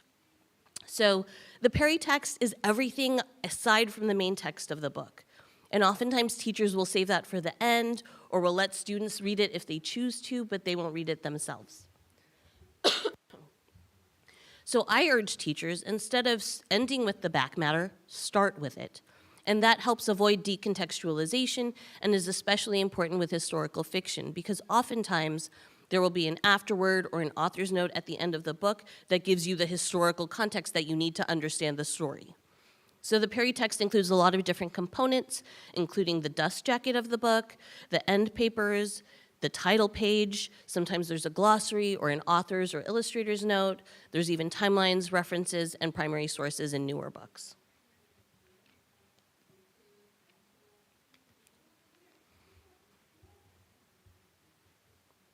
So the activity I'll be describing is called Beyond the Book, and it's simply a way to supplement text with primary sources. And by primary sources, I mean first-hand artifacts that can include photographs, maps, diary entries, and thinking about today's media, they can be videos that you could find on TikTok, on YouTube. There's oral histories that you can find on all of these platforms. And so you can use those primary sources before reading aloud a text, and that's a way that you can activate students' prior knowledge, and you can highlight potential connections to their previous learning and other books that you've read with them. You can also use primary sources during the read aloud, so that can add greater nuance to the visual and textual narrative, and I'll give you very discrete examples of that in a moment. And then you can use primary sources after the read aloud that create connections to other events and people and to the present. So the example I'll share is an award-winning book called The Youngest Marcher. And because I'm focusing on historical fiction, it's important that you understand the historical moment that this book is trying to describe. So, many people are familiar with the story of Martin Luther King Jr. during the US Civil Rights Movement, and he was very active in the 1950s and 1960s. However, there came a point where many of the Black activists in his community were losing their jobs and facing tremendous economic loss because they were protesting. And so people were no longer volunteering to take civic actions. And so the youth decided that they wanted to do something to step up, to fight for racial justice. And so on May 2nd, 1963, more than 1,000 students skipped classes and gathered at the 16th Street Baptist Church to march to downtown Birmingham, Alabama. As they approached police, hundreds were arrested and carried off to jail in paddy wagons and school buses. When hundreds more young people gathered the following day for another march, White Police Commissioner Bull Connor directed the police and fire departments to use force to halt the children. Images of them being blasted by high-pressure fire hoses, being clubbed by police officers, and being attacked by police dogs appeared on television and in newspapers and triggered outrage throughout the world. Can you raise your hand if you ever heard of this event? Sadly, most of the elementary pre-service teachers I work with have never heard about this, even if they grew up in the US. Despite the violence, children continued to march and protest in an organizing action now known as the Children's Crusade, or the Children's March. The crusade ended after intervention from the US Department of Justice. The event moved President John F. Kennedy to express support for federal civil rights legislation and the eventual passage of the Civil Rights Act of 1964. So, as I said, The Youngest Marcher is an award-winning book that was written by an acclaimed white woman author named Cynthia Levinson.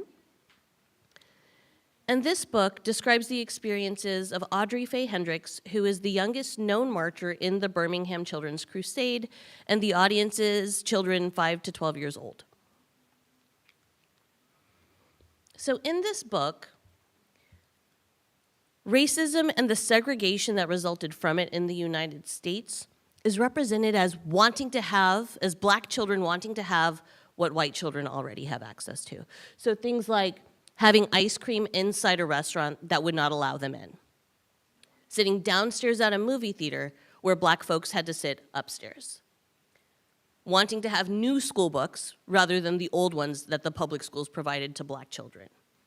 In this book, racial segregation is presented as an inconvenience. According to activist Ella Baker, sit-ins and other demonstrations are concerned with something much bigger than a hamburger or even a giant-sized Coke. Whatever may be the different approach to their goal, the Negro and white student are seeking to rid America of the scourge of racial segregation and discrimination, not only at lunch counters, but in every aspect of life. Black people in America were viewed as a subclass. They were not given equal rights as white Americans, and this book does not establish that. It makes it seem like segregation was simply unfair and undesirable, not a system of constant dehumanization. And so in this book, Audrey is sent to jail, as were many, many other children during this demonstration, but the illustrations depict her in total isolation. You don't see any other kids around her. She's by herself, alone in a cell.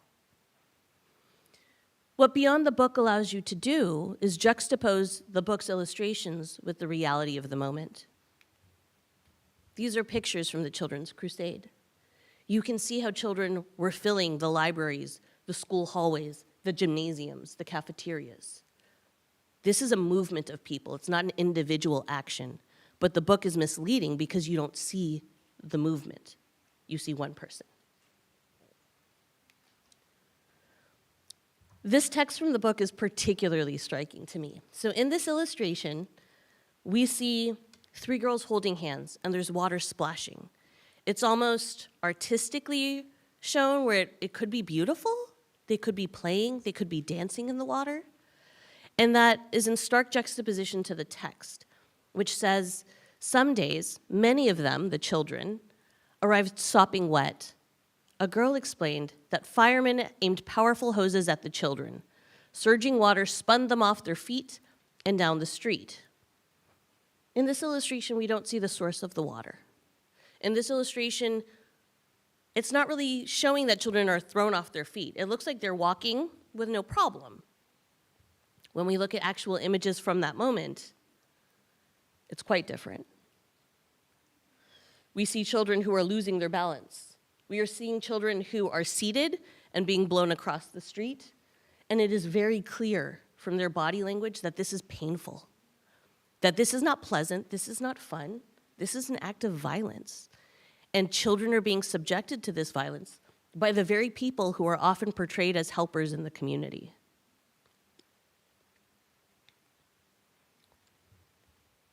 So what do the primary sources capture that the illustrations don't? They capture the injustice. They capture the racial violence. And they depict who the perpetrators of that violence are. And if you know anything about the United States of America, you know that white folks really don't like to be held accountable for white supremacy, particularly in this current moment, but it has always been a thing in my country. So it's really important in children's literature that when those absences are present, teachers are intentional about lifting up perpetrators of violence, about naming who is acting in ways that are unjust and harmful. And so this strategy of Beyond the Book uses primary sources to disrupt and correct inaccurate textual and visual descriptions, to counter text and passive voice that hides the perpetrators of violence and injustice, increase student engagement before, during, and after read-alouds, and makes connections between historical events and figures and issues in the present. So if you have examples of injustice that's happening against any group of people where you are, you could juxtapose those images with images from a text and encourage students to have more conversations. So the ideas they were thinking about through the book, how does that apply to what's happening here? And so with that,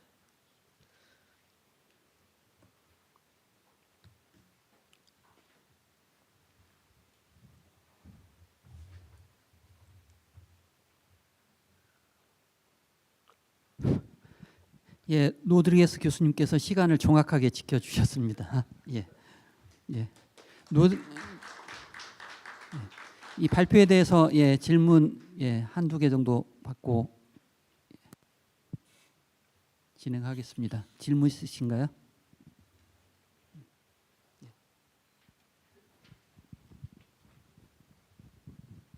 네, 발표 잘 들었습니다.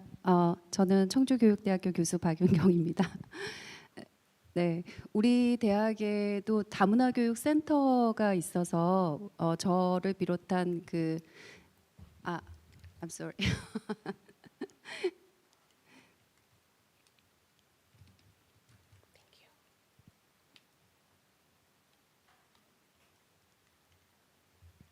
네.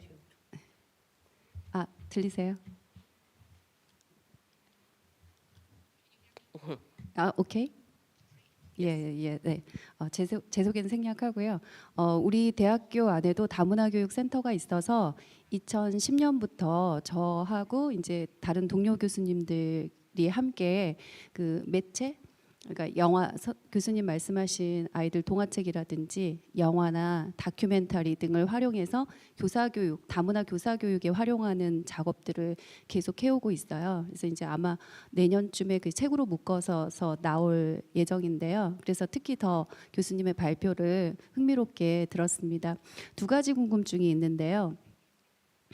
첫 번째는 제가 듣기로는 이제 다문화 교육에 대한 관심이 증가하면서 미국에서 1970년대 이후에는 이런 다문화적 관점에서 좀 문제가 있는 그 아동 도서라든지 이런 것들을 스크리닝하는 그런 작업들이 많이 이루어졌다고 듣고 있는데 아직도 아시안 아메리칸과 관련된 동화책에서 저런 이제 많은 문제들이 나타난다는 게 놀라운데 그게 아직 전반적인 평균적인 수준인 건지 특별히 아시안 아메리칸과 관련된 동화책에서 나타난 것인지가 궁금하고요.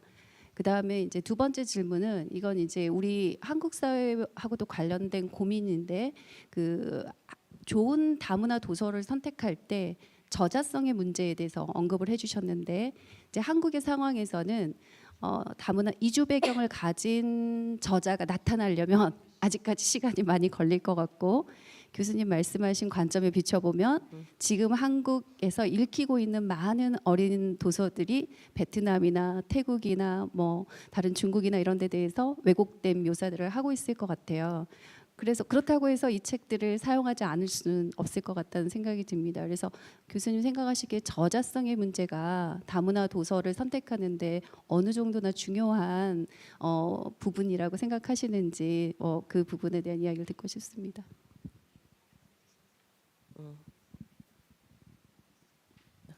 Thank you for those two questions. And if I forget part of them, please remind me.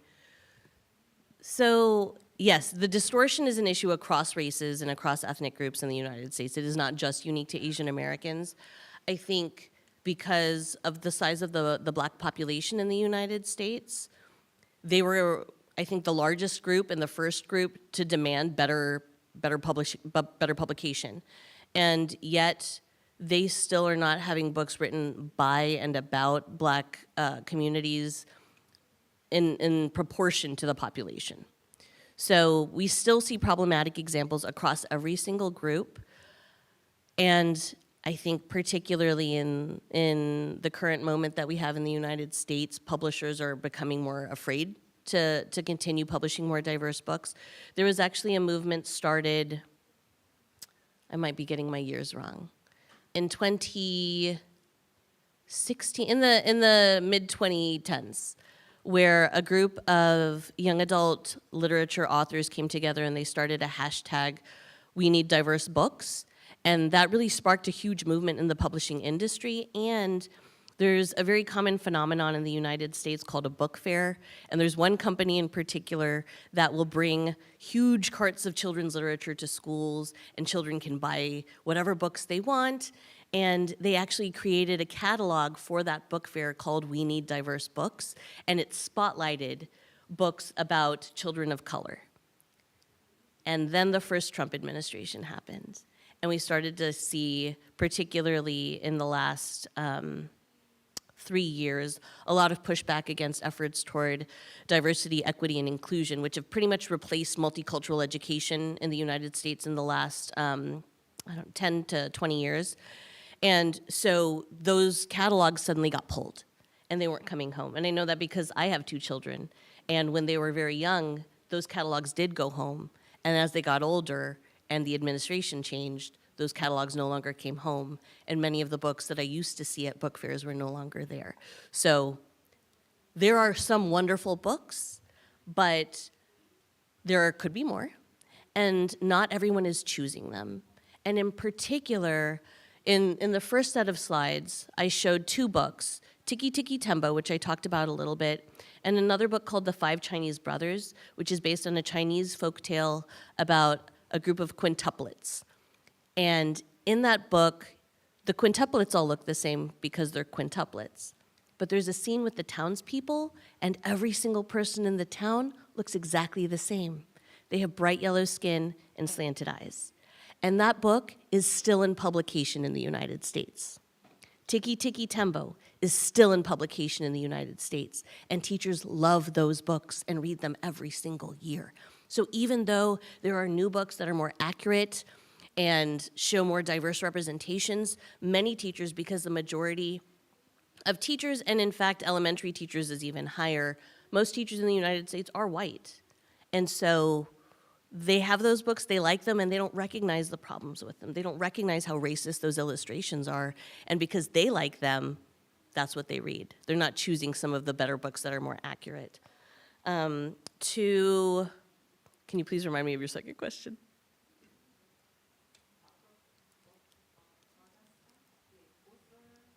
Oh, author positionality, yes, okay. Author positionality, I think, is incredibly important, and one of the things that I encourage people to think about is, if you want someone to tell your story, wouldn't you want someone to tell your story who knows you, who knows your story, who has spent time with you and your family? Or would you want someone who has never met you to talk about what it was like to be you? It doesn't make sense. And so, in many cases, when authors don't hold the positionality of what is being described, there are errors. And there was another movement on social media, hashtag, what is it? Own Voices. And that movement was started by a disability activist and young adult literature author named Corinne Duvis. And she said, there are these books about disabled people that are not written by disabled people, and because of that, they are not accurately depicting our experiences. We need to have books that are written by people who have those experiences. So it isn't just about people of one race or ethnicity writing books about that same race or ethnicity. We also need to think about the other intersections of identity. So thinking about class, immigration status, language. How can someone who has never spoken more than one language write about the experience of being Black or multilingual? You don't know that experience. And yet so many, particularly white authors in US publishing, are writing stories about groups to which they do not belong, and some are doing the research with a lot of care and depth, and others are not. So I think positionality is really important, and thinking about the growing diversity of South Korea, you may not belong to the group that's being described in a book. So how would you know, right? That's the same issue that many white teachers in the United States face. How will they know if this is accurate or not? And so I think there's a couple ways that people can do some research and find out. Social media is really powerful, and many authors and illustrators and people who simply love children's literature have accounts that spotlight children's literature and can help you learn about whether or not communities believe that books are accurately representing them, or if books are actually harming them and misrepresenting them. So if you don't belong to a community, you can look online, whether it's on social media or websites or blogs, and then I also follow many of my favorite authors and illustrators on social media, and that's a great way to learn about new books that are coming out and books that are written by members of those communities. And if you don't want to be online for some reason, another option is you can always take a book and share it with your students or people in the community. You could take it to a community organization and have them vet the book for you.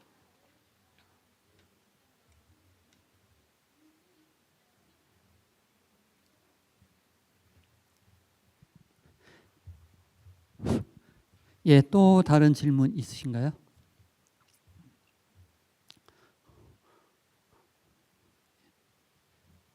저쪽에. 지금 질문하는 게 잘못한 것 같기도 하고, 저는 저기 서울대 교수님한테 질문 드려도 될까요? 좀 이따가 할까요? 아, 네네, 죄송합니다. 예, 오늘 세 분 교수님을 정말 어렵게 모셨는데요. 시간이 이제 뭐 한정이 돼 있어서 30-40분밖에 이렇게 못 드린 점 정말 죄송스럽게 생각하고, 이렇게 좋은 기회가 또 없을 수가 있습니다. 그래서 잠깐 자리 배치를 하고, 예, 못다 나눈 얘기를 종합 토론 시간에 공통된 질문도 좋고, 또 아까 싱가포르 교수님께는 이제 시간 관계상 질문할 그러한 기회가 없었는데, 예, 개별적인 질문도 좋고, 예, 마음의 준비를 해주시고 잠깐 자리 배치를 하도록 하겠습니다.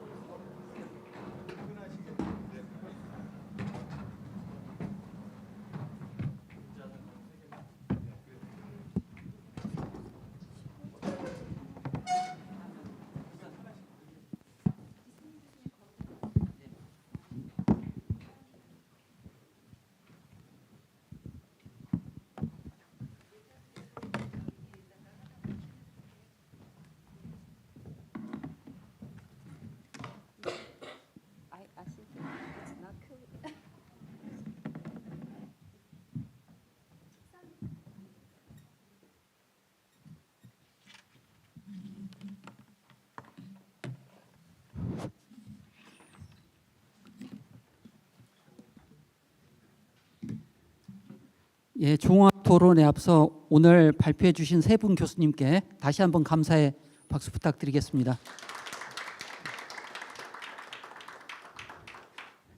자, 이 시간은 아까 발표 때 못다 한 질문도 좋고, 예, 그 질문이 이제 개별적인 질문도 좋고, 공통된, 예, 공통적으로 이제 적용이 된 질문도 좋습니다.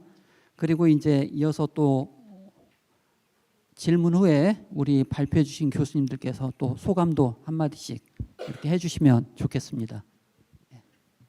먼저 아까 질문하셨. 네, 감사합니다.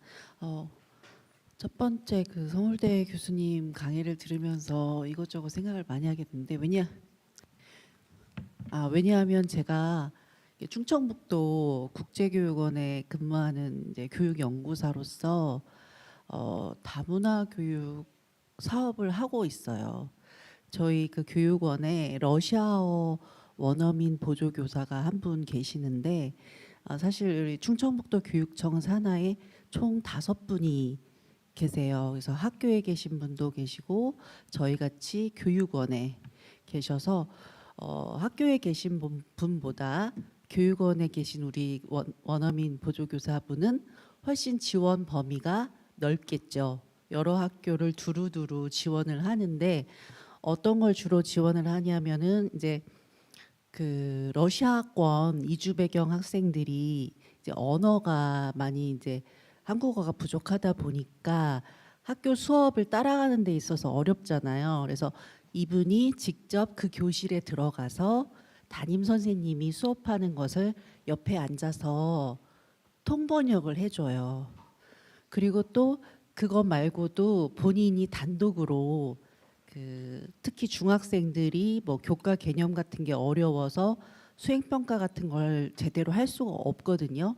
그러면 그런 것들을 이 수행평가가 이게 어떻게 하는 건지 전반적으로 흐름도 알려주고 거기에 정말 필요한 교과 개념을 또 러시아어로 설명을 해줘서 이해를 돕습니다.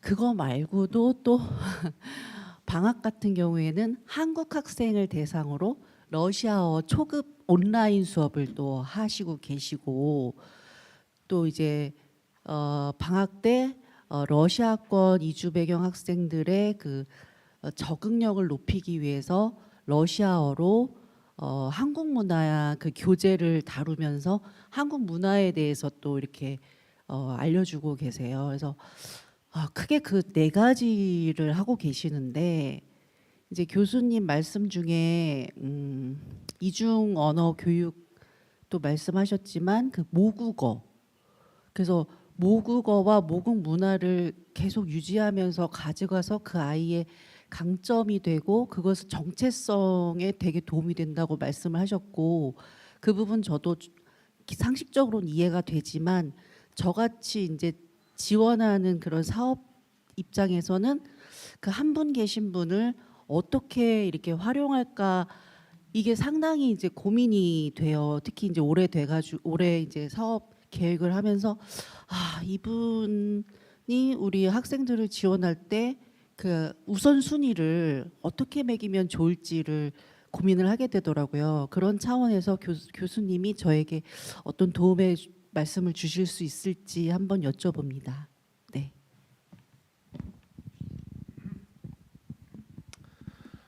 굉장히 어려운 질문인 것 같습니다.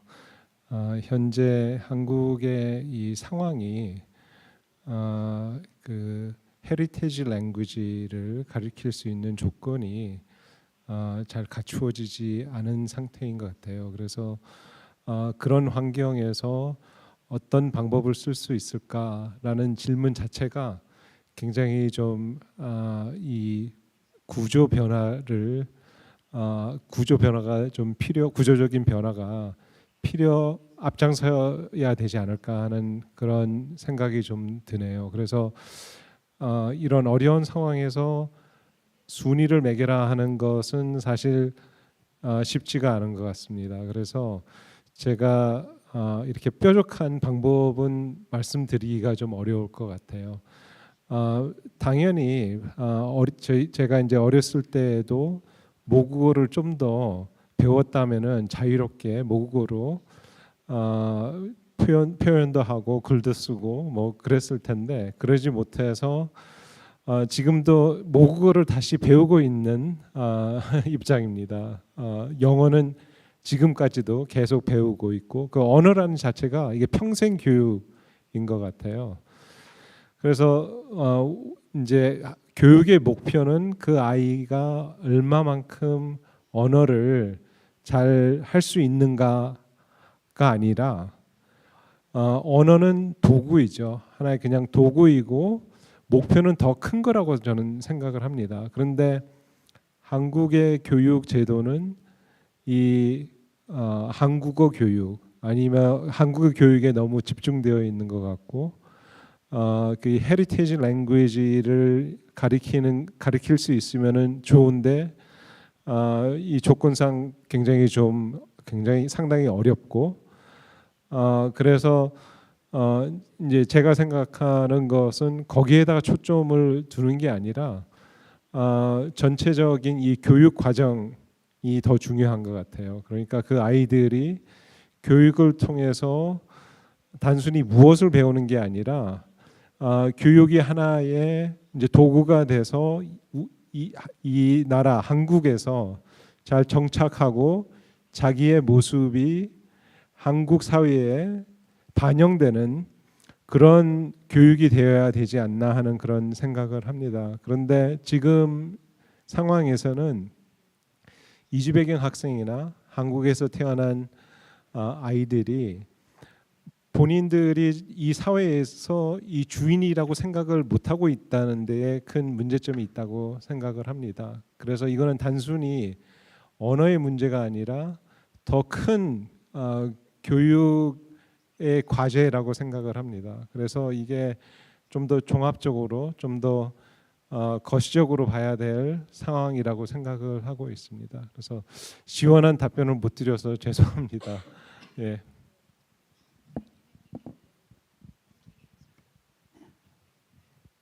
예, 다음 질문 받겠습니다.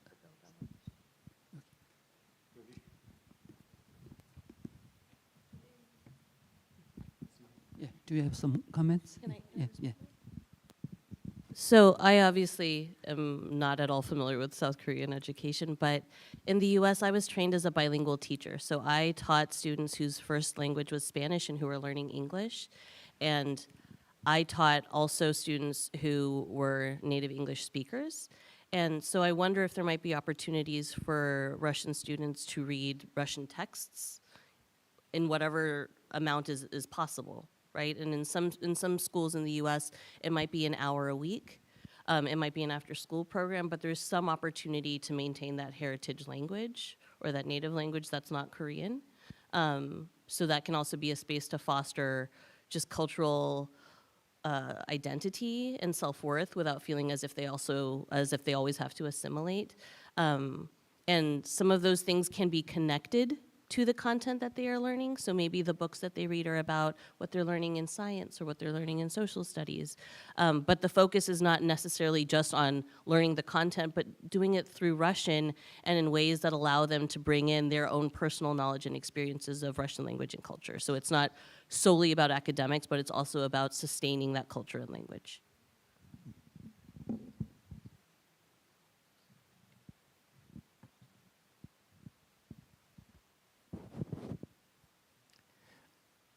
My name is Daeunjo from Seongshin Women's University, and I really appreciate three speakers' insightful presentations.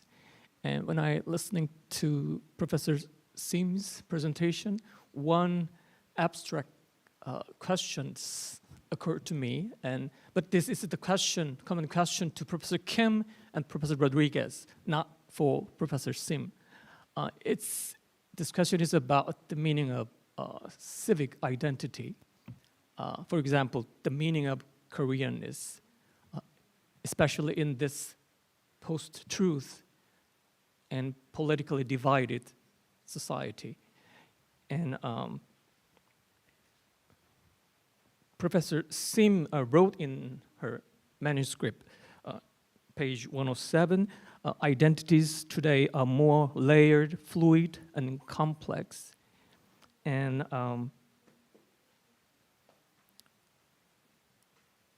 so this is the question. How do you critically define the meaning of civic identity in your own society? For example, how do you define the meaning of Koreanness in the 21st century? I know there is no one solid best answer to this question, but I'd like to hear more about your subjective personal thought, not about your value-neutral, scientific, dry opinion. Could you answer to that discussion?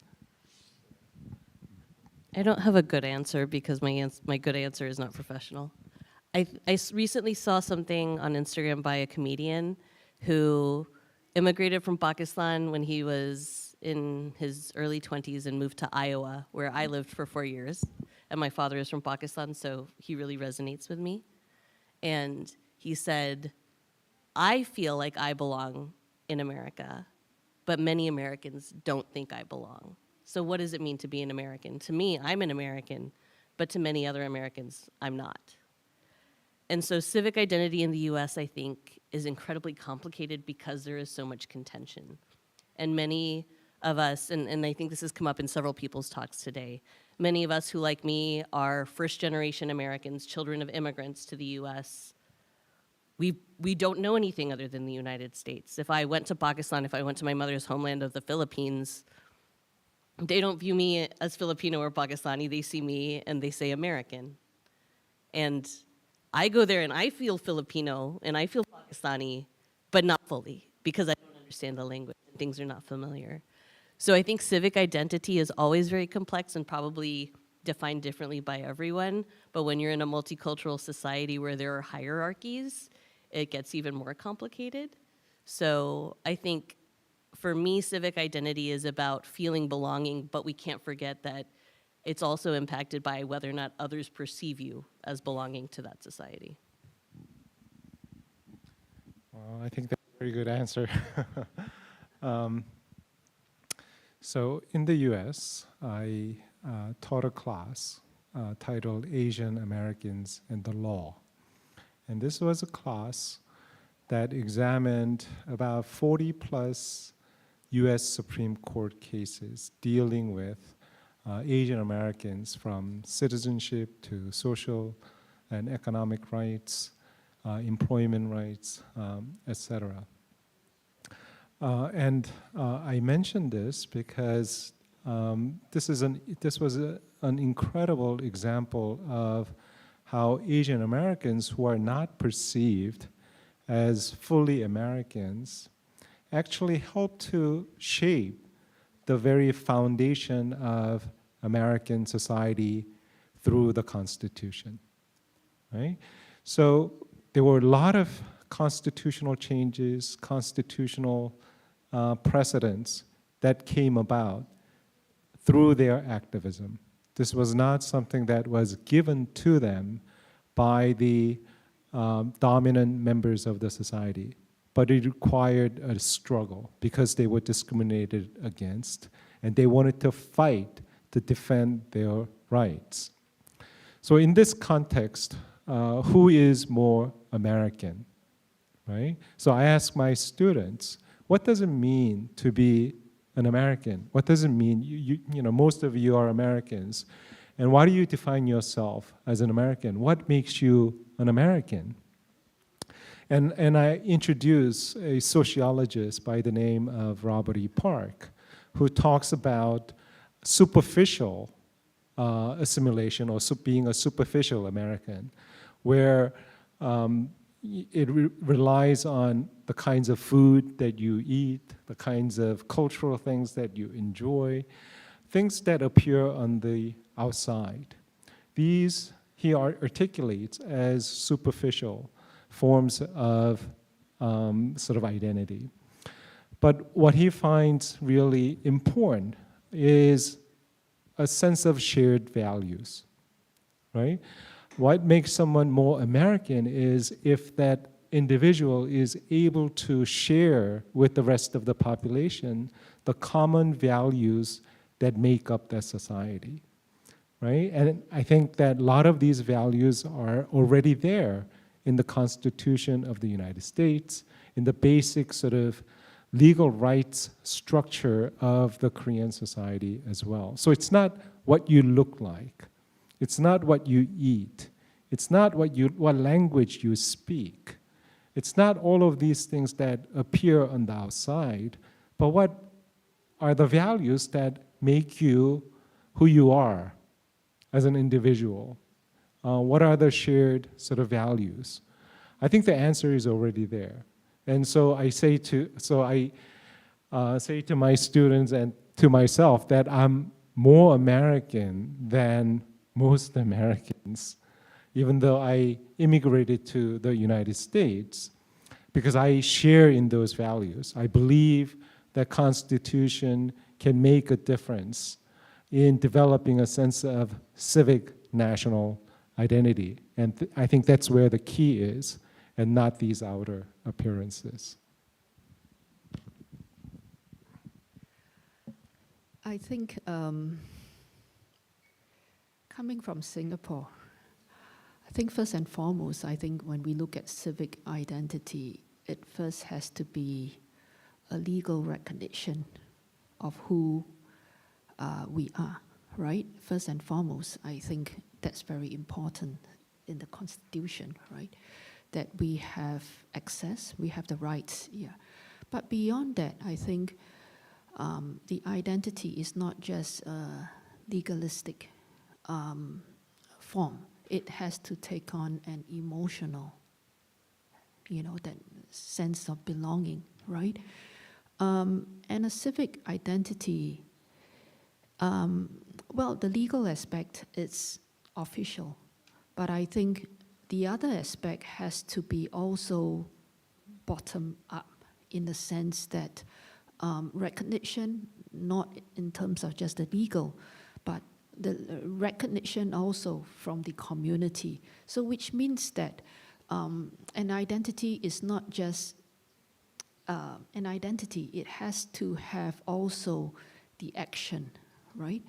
The going out, accepting others, doing things. I think the more one step out of the,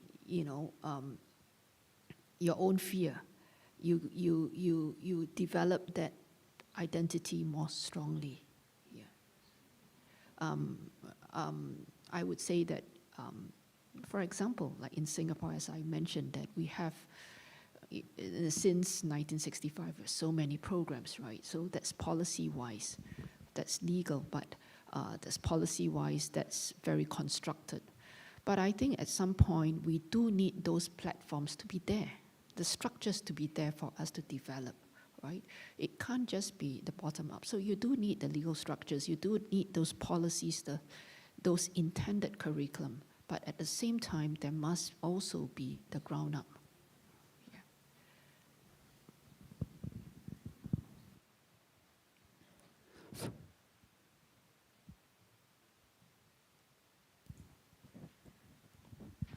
안녕하세요. 저는 한국에서 초등학교 선생님을 하고 있는 김혜란이라고 합니다. 저는 심 교수님께 궁금한 것이 있습니다. 그러니까 첫 번째는 아까 싱가포르에서 다양한 인종, 다양한 종교, 그리고 다양한 민족성을 모두 함께 그 다양성을 인정하는 교육을 강조한다고 말씀하시면서 그럼에도 불구하고 여전히 주변화된 사람들이 있다라고 말씀하셨던 것이 굉장히 마음에 남습니다.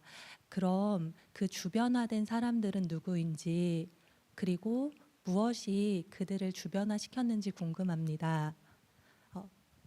질문이 여러 개인데 하나씩 끊어서 해도 되나요? 그리고 그럼 두 번째는 한국에서 이주 배경, 그러니까 다문화 가정 아이들은 내가 한국인인가 하는 질문을 합니다. 내가 진짜 한국인인가 하면서 정체성의 혼란을 겪는데, 싱가포르 아이들도 내가 정말 싱가포르 사람인가 하는 정체성의 혼란을 겪는지, 그리고 한국인 엄마 아빠 사이에서 태어난 아이들은 내가 진짜 한국인인가 이런 질문을 하지 않거든요. 혹시 싱가포르에서 나 진짜 싱가포르 사람인가 하고 혼란을 겪는 아이들이 있다면 그 아이들은 어떤 아이들인지 궁금합니다.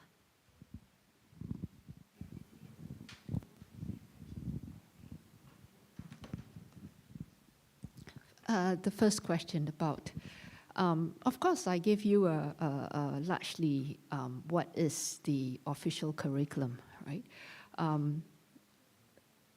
Firstly, I introduced to you the CMIO, the Chinese, Malay, Indians, and the others framework for model.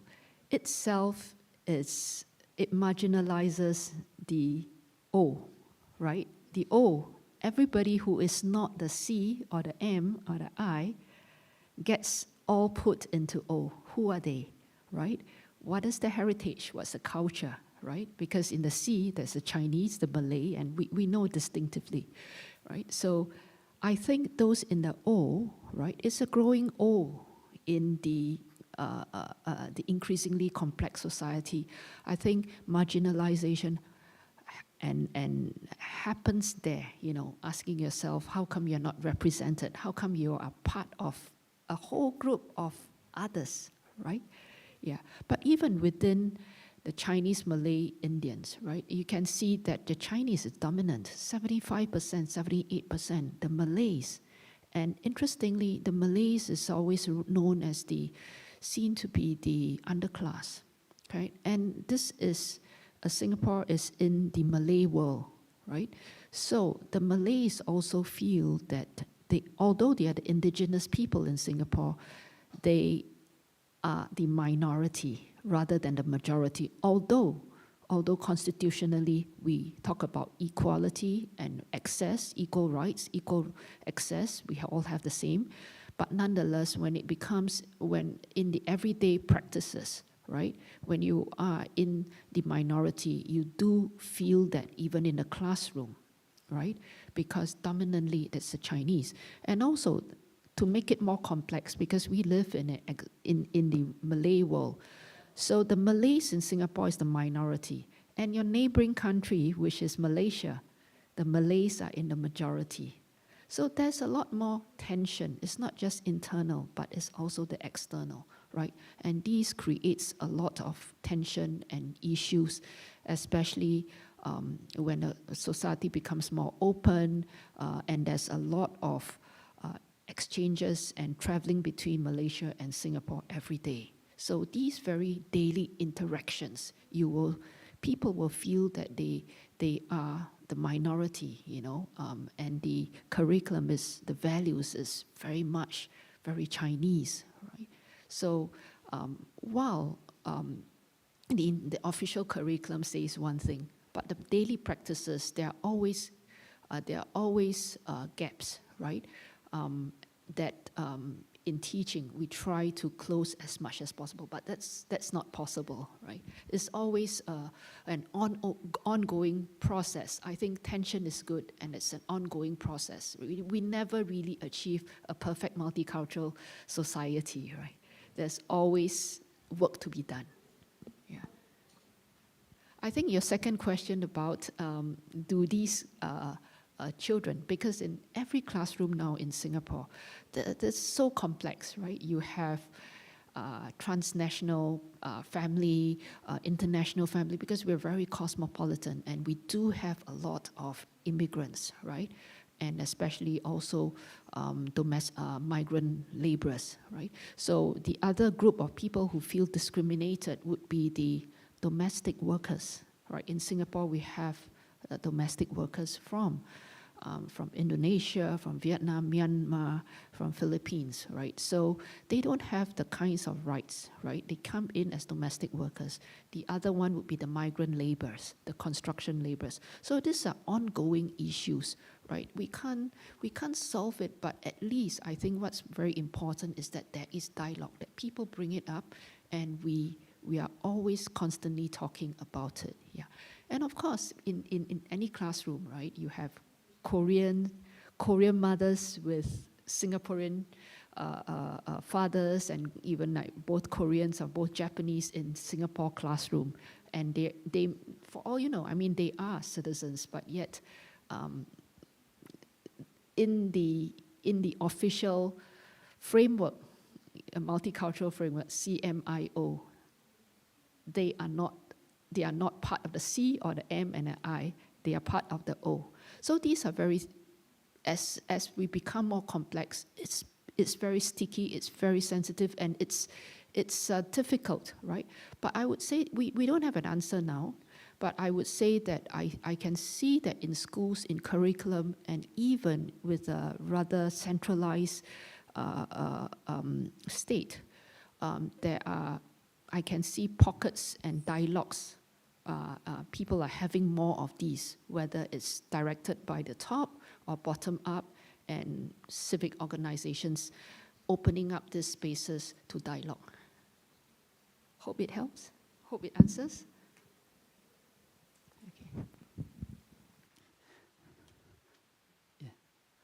Do you have any comments? No? Yeah. 자, 안타깝지만 아쉽지만 시간 관계상 이 세션은 이상으로 마치도록 하겠습니다. 오늘 발표 준비와 끝까지 이렇게 또 여러 선생님들의 질문에 성심껏 답변을 해주신 세 분 교수님께 감사의 박수 다시 한번 부탁드리겠습니다. 자, 이상으로 마치고 오늘 발표 영상은 청주교대 유튜브 영상을 통해서 다시 보기로 제공을 할 예정입니다. 그리고 내일 또 교사 전문성 세미나가 있습니다. 끝까지 많은 관심과 참여 부탁드리겠습니다. 그리고 오늘의 하이라이트 기념 촬영을 하도록 하겠습니다.